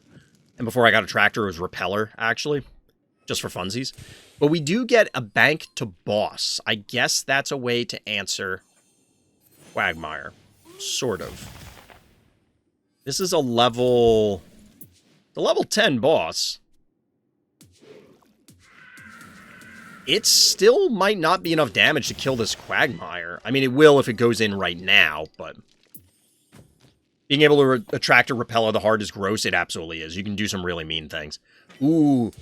We get the foul answer. We got double double Russell tonight, and we got double foul. Although this time the foul is on the right side of the board, the winning side. At least I'm making some assumptions. Get a takedown here. But bad guy is not in position to reclaim things. And honestly, this foul could sit on this bottom panic point and then just threaten going wherever, because clearing out a 1 key on the center point is mostly trivial. So this boss, it's going to get diseased. Or bad guy's going to have to put an enormous amount of effort into protecting this boss. Double gross thing, snot monster, and expired KFC chicken. I mean, isn't that everybody's favorite Friday night family dinner? It's not yours. So yeah, we're getting the protection here. Although, I mean, this was not going to swing up this way, but clearly the Bowmangle's body blocking here. This is where waiting, like, bad guy has to do something. Maninyellow does not. At some stage, bad guy has to make a move or they're going to lose to the panic points. As compared to the Sivadas game that we watched earlier, and we're trying to figure out why Sivadas went down, I think Sivadas got a little too aggressive. Is it another Gonzo game? I mean, a Gonzo wouldn't be bad, obviously. If you're saying to go with this, maybe. The thing is that would, like, you're going to end up exposing the boss, and then it just gets diseased, but you might be able to take enough of an advantage. Instead, bad guy elects to go with Hevo 2.0. Understandable, it's another mech. And we're going to trade out 1 keys. 8 keys remaining for our hero, only 4 for bad guy. I'm sorry, what? We get a little hungover Godzilla action here in Barzilla.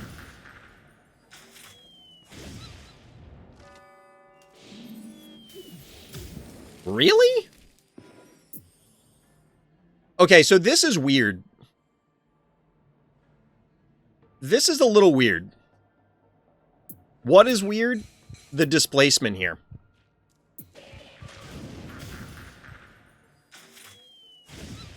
This feels like a weird boop, and I feel like I've been in this sort of scenario before, and it did not push something forward. It just stayed. I understand why it gets forced this way, but I don't think I would have predicted that as the movement.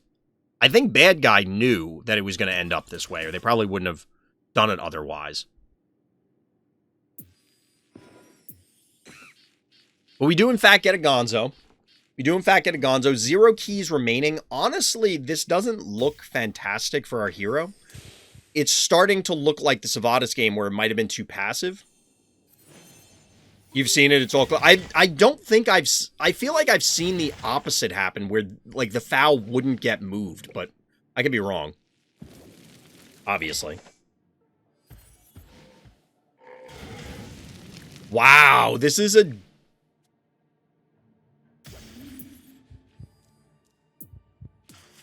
$2,400 health. And this Hevo just gets annihilated. Hevo gets annihilated, but there is a juiced up boss at this stage. You're fired action.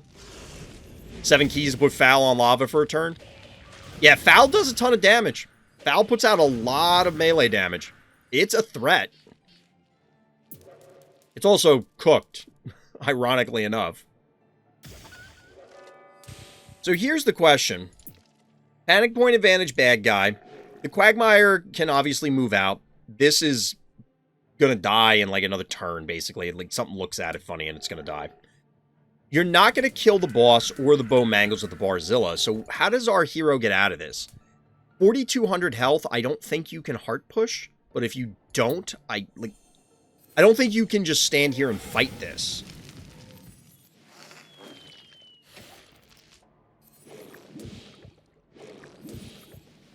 Getting 1,000 plus damage going down.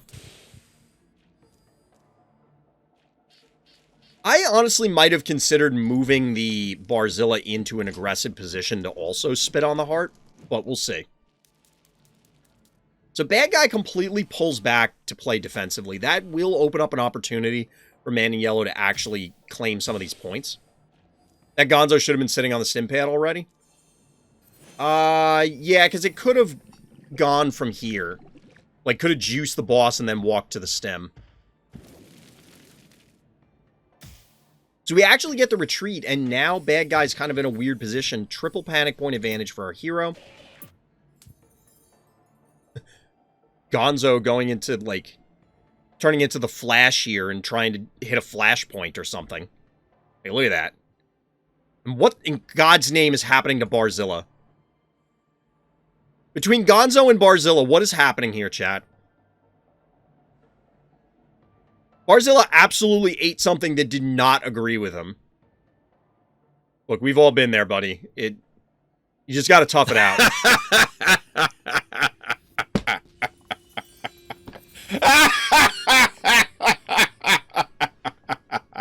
That Bo Mangles, he's looking like the Flash. He's trying to create a flashpoint. You think bad guy went back too much? Yeah, they gave up, they panicked. They panicked on the Quagmire because this needed to be there already. They did need another damage source. That boss will step on the trap, I wouldn't be surprised.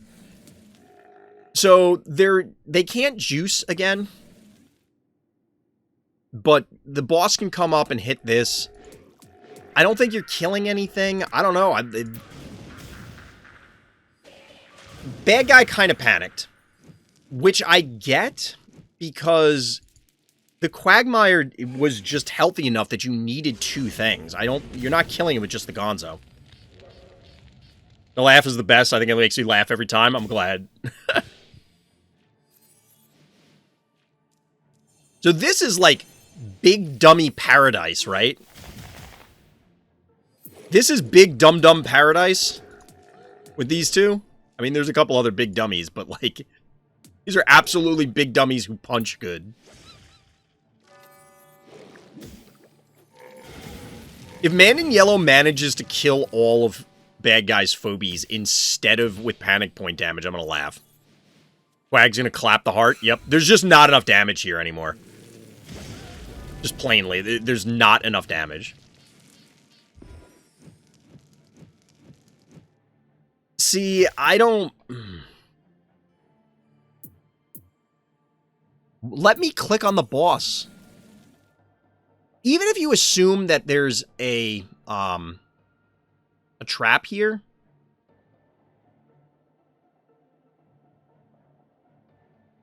You survive, right?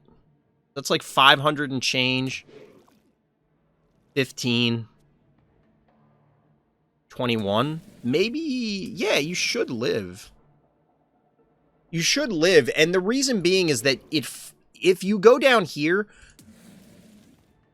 this boss can be in a position that it won't interact with this. Won't be able to interact with the Quagmire. I don't know, we'll see. I use Barzilla a lot since I don't have good late game stuff, makes sense. Yeah, I think you need to go to the middle. I kind of get it, because it's like, oh, well, my boss might die. But I don't think it can die.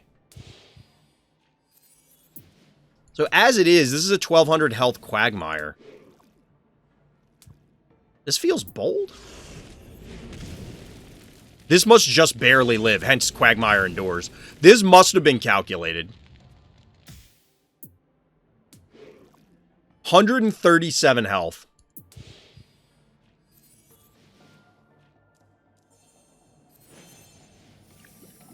So what bad guy needed to do here... Bad guy needed to just body block their heart. Like, shoot with boss, walk up here, walk Gonzo over here. Maybe you die if you're on the lava, though. Maybe you die if you're on the lava. But yeah, they were dead anyway. GG. Well done. He would have lost if he body blocked 2 to the heart damage from the points. Well, he was at 600 and he was only well, yeah, you could have capped the other panic point. So they would have been dead anyway. Yeah, it was basically checkmate at that point. Well done. The Quagmire does, in fact, endure. He needed to move the middle panic point the turn before to block me out completely. Yes, that was absolutely a mispositioning. All right, our hero here is Kratos in the blue trunks on Crypto. The notes for this one are he tried to get a free cat level by skipping turns. One of my best games showcasing Baba Haha and mind reading. Thank you, Kratos. Shout out to everybody who's submitting games. By the way, if you want to get your own games reviewed here, come by the live stream. And of course, hit up the Discord. Links for that are in the description. While you're there, likes and subscribes. I really want to try and push for 1,000 subs this year on YouTube, chat. We'll see if we can get it. See if we can get it. Kratos with the Baba Haha MVP in profile. Seems good. Seems good. So yeah, as mentioned, we're going to get an early Baba Haha on this map, which is not a common... This must be the skip. Like, why? Salesman, every time he comes in with the gifted subs, it's true.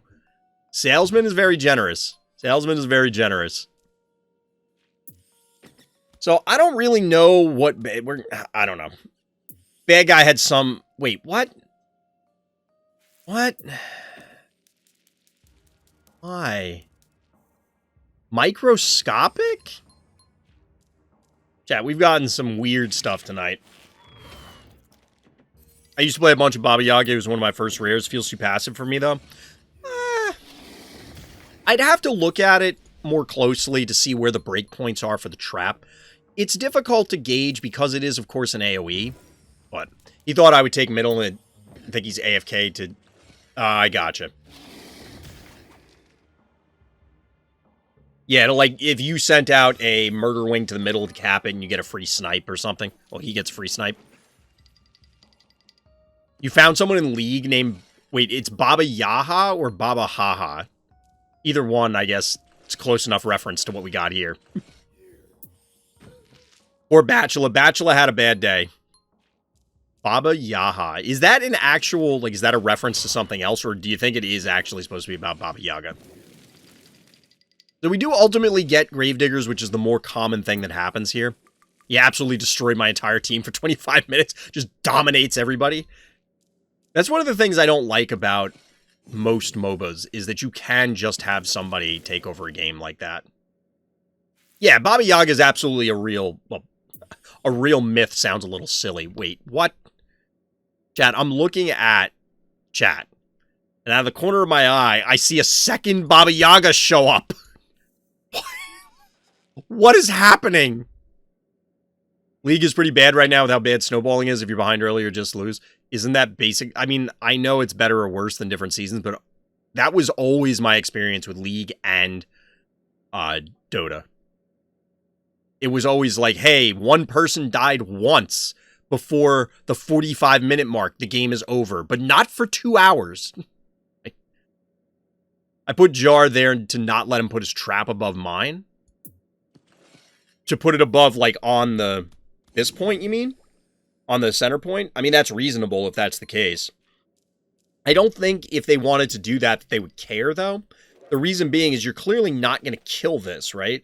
And then they can just walk it up to the spa.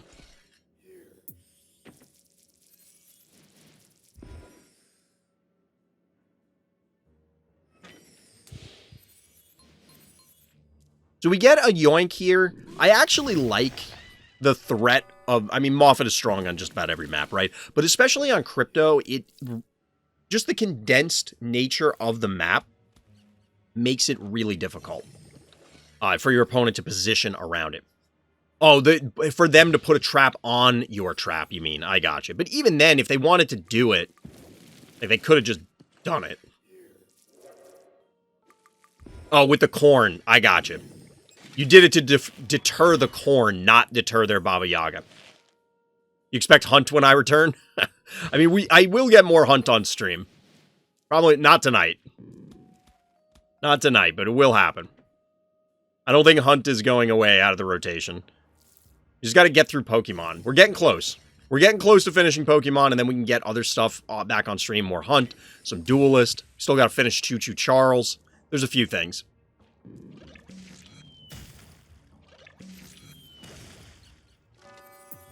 Takedown on Cassowary here. It was a little weird given that... I mean, Bad Guy was maxed out on Phobies, and I guess that's the weakest one, the Cassowary. But I don't know about sacrificing it.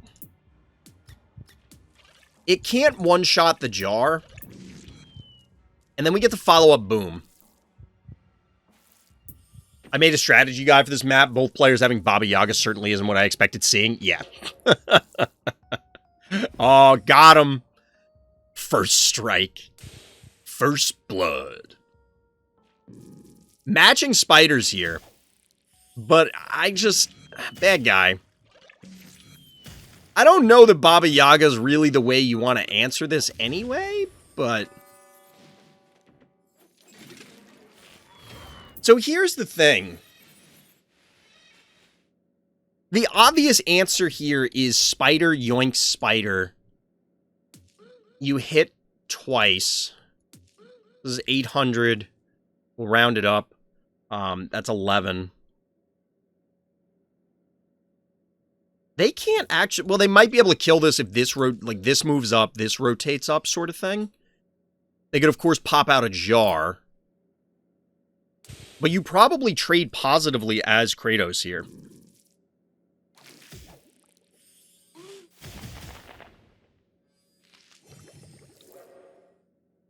They were locked to 5, so they had to. What, for the cassowary? If that's what you're saying, then yes, that is the case. They did have to do that.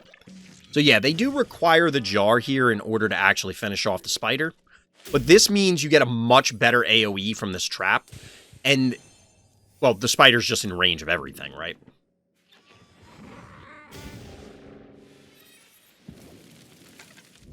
This is interesting because you didn't have to put this on lava.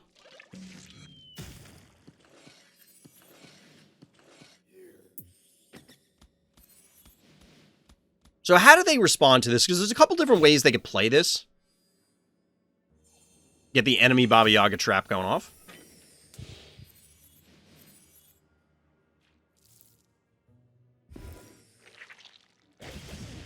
Boom. Gravedigger down. 1 key left for bad guy. Their board position's not great because even... Wait, wow, they didn't go for the Baba Yaga. I expected them to... Like, this was in position, this was in position, this was in position. You could kill this. You'd have to kill it with the unicorn to not lose anything. Because this would die to the dimensional damage. This would die to the dimensional damage.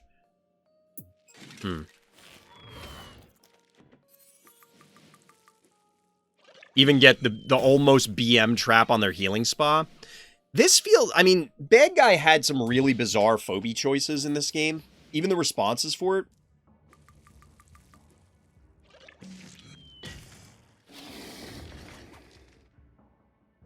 The irony is this is going to set off the trap. Oh, baby. Oh, baby. The double trappage. Bad guy's just hosed at this point. This game was over several turns ago. Kratosss was able to pick them apart at multiple layers, and it just didn't go very well. Clearly, the experience with Baba Haha is showing through here. Kratosss able to take it down. Triple panic point advantage on Crypto. Only 2 bad guy phobies remaining. That was a great bait. It worked out. GG. Well played. Well played. Well done. That was pretty solid. Pretty solid. All right, we're back to doing some dupes because we got a little bit of time. Urk is our hero here, back on Opticon. Weird game, but I somehow win. Let's see what we've got in order here.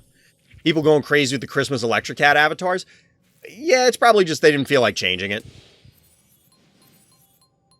Feller Dozer enjoyer? Wait, who is? I mean, Dozer is, you know, Dozer's fun. Dozer's fun.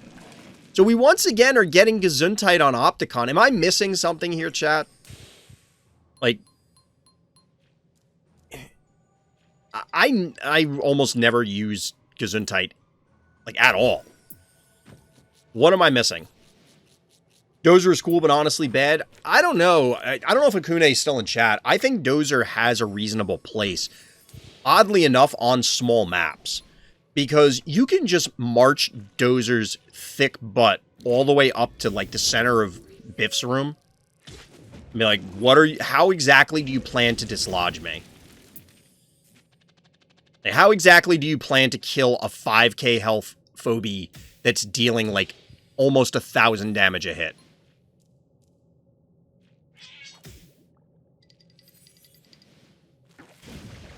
So we're getting some trades here, but notably, bad guy is dropping a paddles on the board.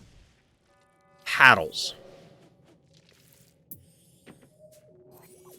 I do like the Bluelian answer here, excuse me, because you got multiple poison phobies. I mean, one's a Henrietta poison, as always, who cares? But one of them was creep, that could hypothetically kill this.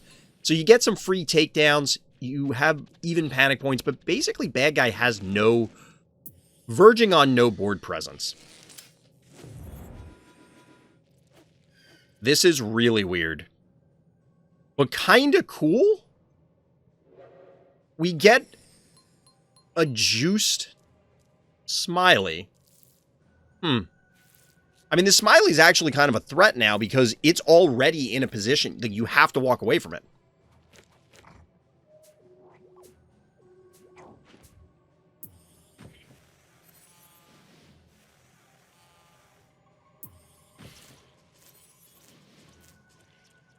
I kind of like AWOL as a response. If you do get a mech here in Bow Mangles, but the AWOL specifically is representing an enormous amount of damage output, and the disease is likely to not one-shot. Actually, this is a level 8 Smiley, this is a level 5 AWOL, so it will one-shot it with the disease. Response is erratic, it kind of goes in line with what I originally thought we could do with Russell way back when, but it applies to Smiley, where you force certain responses out of your opponent. They clearly want mechs in order to be able to ignore halitosis and whatever the other ability is called from Smiley. So then you go into erratic or other electrical phobies to counter the mechs. We'll see if it works out here. I'm guessing not, but, and by guessing, I mean we know the outcome. So the Bluelian's able to get everybody nice and healthy again. Bad guy's going to inch up here. I'm curious as to whether they'll sack the... Ooh, we get a Grimes. There is a veritable buffet here in these low-key units here.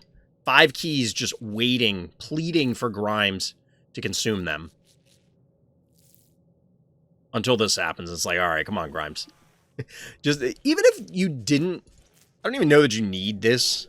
You probably do, but it's so close to your vault that if Grimes comes in, you may be able to threaten it just with, like, the Gin Sting plus Snowball and Jar. Oh, excuse me. I'm getting tired, chap. That's why we can't go too late tonight. Bad guy rethinking the positioning on Smiley. That's... How long until Paddles is back up? Paddles is back up next turn, which I think is what they're trying to wait on. They have a panic point advantage, and at this point, how is our hero planning on actually reclaiming the board? The first piece is, of course, taking a panic point with one of the multiple 1-drops. That's fine. Oh, okay. I was like, why is it dimming? But it's because of healing spas going down.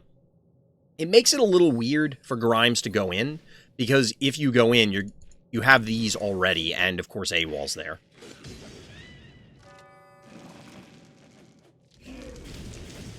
The snipe on AWOL. So 2 1 keys and a growth for Grimes. Is that worth it? Really?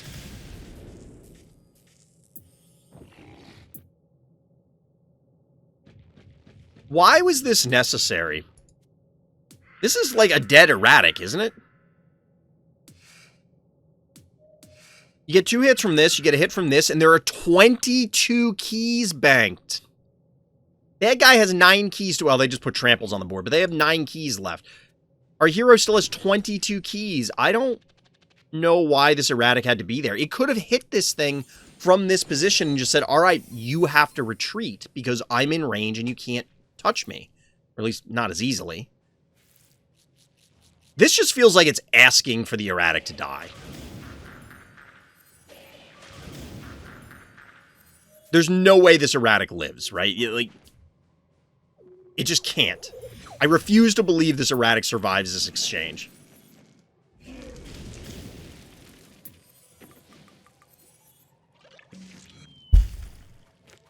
I don't... Why? Why did this happen?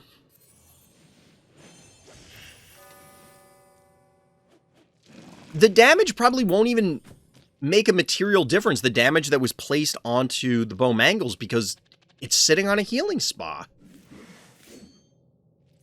We get a foul as the answer. Again, more disease. Which there are targets, but...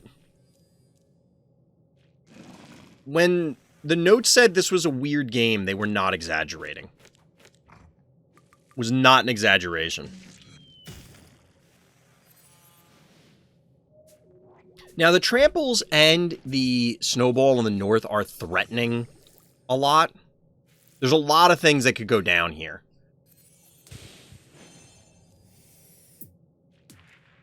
Paddle still has a couple turns. Is being way too aggressive? Yeah, for sure. There's no need. I think Paddles is another unit that gets scarier the longer the game exists, the more units people collect. Recently had a game against Shadow Force. They used it with a Tractor, Gonzo, and Boss and felt completely impossible to play around. I kind of agree.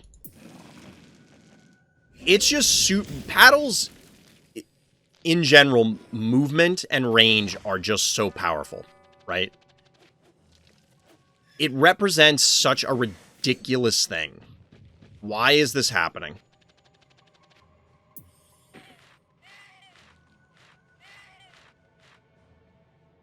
Is bad guy trying to complete quests or something? Like...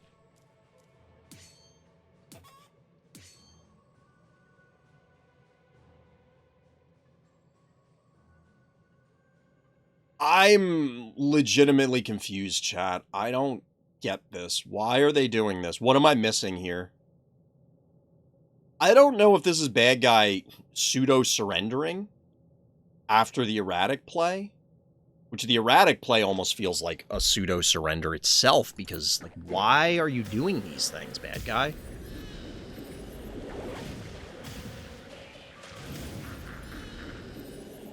Because, yeah, you get a disease on the Jin Sting, but I imagine Grimes is dead? The Smiley's clearly dead?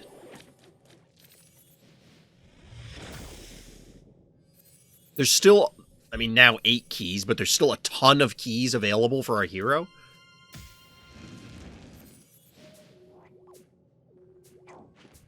I wish there was a speed chess mode with all level 1 phobies. So I did mention that on the stream the other night, Luffy, that I think that there should be a chess clock mode. We weren't talking specifically about speed chess, but I think a chess clock mode in Phobies would be valuable. I think it would be even an even greater enhancement for tournaments so that you can really enforce time limits. It's like, okay, you both have a half hour on your clock to finish this game. Go. Or whatever it has, or 15 minutes, whatever, you know, you happen to set it at.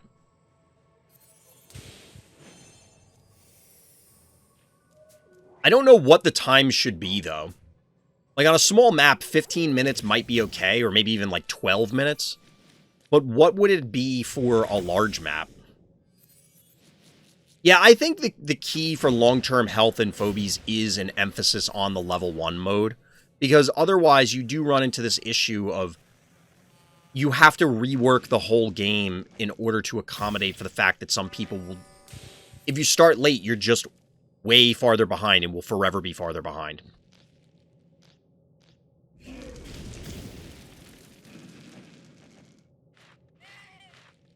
I feel like having specific time would be weird since some fights take like 25 turns and others take 55. If you're taking 55 turns, there's something wrong. Yeah, Fright Night's level 1s. If you take 55 turns to complete a game of Phobies, something has gone like catastrophically wrong. But that is, agreed, also the point. It's the same thing in chess. Like, some games are over quickly, some take longer. And the emphasis is on the better player will be able to identify the good plays faster. Now, it is emphasizing slightly different skills. There's not much else to comment on this game, by the way. Like, this game is over. We're just... Based on the... There's still 8 keys left. Urk could have put more things on the board and is just not. It'd be better if you had X seconds on a turn, could save seconds up by ending turns early. That's exactly what a chess clock is. So your clock is, you have 30 minutes, and it counts down. It stops counting when you hit end turn. So you have a bank of time, and when you run out of time... That's when you lose, regardless of the board state.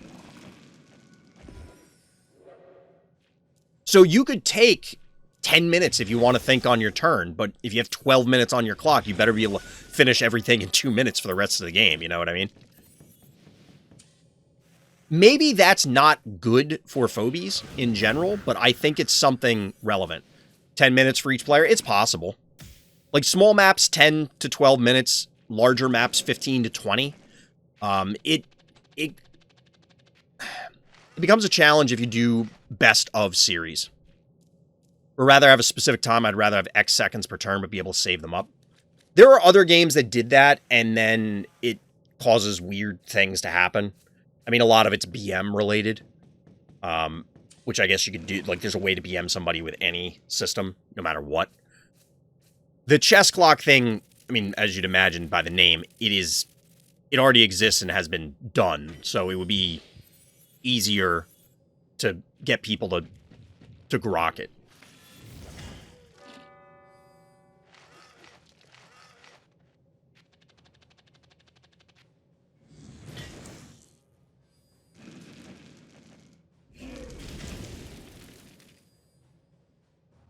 I think that the better way to look at it is putting caps on it, where essentially by giving you that bank at the beginning, the game will not be longer than the combination of the 2 times, because it can't. One person will lose before then. And odds are the game will be decided before then. Figuring out that time is going to be more complex, but GG Urk. I apologize, I didn't really have much else to say in talking about chess timers at the end, but like, that game was weird. The erratic death and the game was over. Like, it kind of didn't matter. I just want to be rewarded for my unpredictable and fast plays. Honestly, I think that's this setting. So we'll probably close up after this because we have Pancake games and we have Kratosss games for next week. Well, Kratosss game, Pancake games. But here's the thing. If you put chess clocks or some derivative thereof, it does reward more creative plays to a degree, because if you put something on the board, say like Kratosss' game earlier, and you put Baba Yaga on the board early, and your opponent doesn't really know how to react to a turn 2 Baba Yaga, that's just going to force them to take more time to think, and it exacts a toll on one of their resources, namely time. You can earn a win that way by just screwing with your opponent. Now, should that be a valid strategy of, I'm just going to cause my opponent, like, make the board super complex so that they run out of time more than I do, and that's a path to victory? You can debate whether that is healthy or not, and maybe it isn't good for Phobies for that to exist. But I think for events to continue, we need a better way to either handle draws or find a way to cap time limits in a more stringent manner. Because Phobies is a very international game, and we will never find time zones that are going to work for everybody. So you have to have events running reasonably, and I think this is part of it. That sounds like a boring strategy. It absolutely happens in games where it's feasible.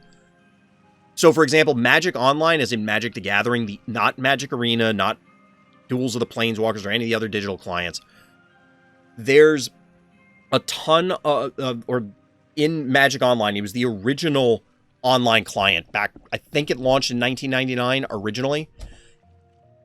That has chess timers. And there are absolutely times where people win or lose games because they run out, or their opponent runs out of time on their clock. Either because the board state was complex, they dirtled too long on earlier turns, it's a you player, that's a skill problem. Don't take as long on your turns. Or one of the things you can do is force a lot of triggers, and if your opponent doesn't have it set to auto-acknowledge triggers, or if it would be bad for them to auto-acknowledge certain triggers, then that can cause them to chew up time on their turn and lose. So that is frustrating, and it's like gaming the system. That could be a thing that happens. Is that worse than having something where an event runs for 16 hours? That's up for debate. That client looks terrible. Arguably, like, I like Moto more than Arena. I think Arena looks really bad. Like, illegible kind of thing. I don't play Magic anymore, but obviously I'm involved industry-wise, we'll say. Like, I keep up on things because it's salient, but I think Arena looks horrendous. I would choose Moto, well, it's MTGO or whatever now. I would choose that 10 out of 10 times over Arena. Now, granted, there are other issues with it, but I think I would choose that pretty much every time. Aesthetically, anyway. But the thing is, as a general option for events, we ran into this with Fright Night number 3, which, by the way, if you want to sign up for Fright Night number 4, hit up the Random Thoughts Discord. Sign-ups are in there. I'm going to post it in the main Discord, hopefully this week. But yeah, the issue is, I think the chess format, like, do best of 3s, do best 2 out of 3s, have some sort of map ban system, which would be great if it was in client. But you need to deal with the time issue, because some people are going to think faster or slower, and that's fine. But if you have both players, you get 2 slower players going up against each other, they take the maximum amount of time to select maps, the maximum amount of time to ban maps, maximum amount of time to select maps, maximum amount of time to enter a game, maximum amount of time on every turn, and all of a sudden, they are going to get a draw in round 1, game 1. Or whatever round it is, and drag the entire event out for everyone. Because that's how Swiss works. You can't start the next round until they're done. I think Swiss is superior to bracket systems for a whole host of reasons. Notably, it will scale better for a lot of things. And you don't have to herd as many kittens for other problems. But it isn't without flaws. So to address that, you need stringent time-related rules to say, hey, under these circumstances, it's a draw. Under these circumstances, this person wins and that person loses. And that's about it. It's a problem that has to get solved. So I'm trying to find other examples for it, or other answers for it, rather. I think that the chess clock option is viable if it gets put into the game. Did I post in the Phobies Discord yet? No, that's why I was saying I'm going to do it this week, hopefully. I only posted it to my Discord so far. But we'll post it to the main Discord, hopefully this week. Because, you know, I want to give people time. I need to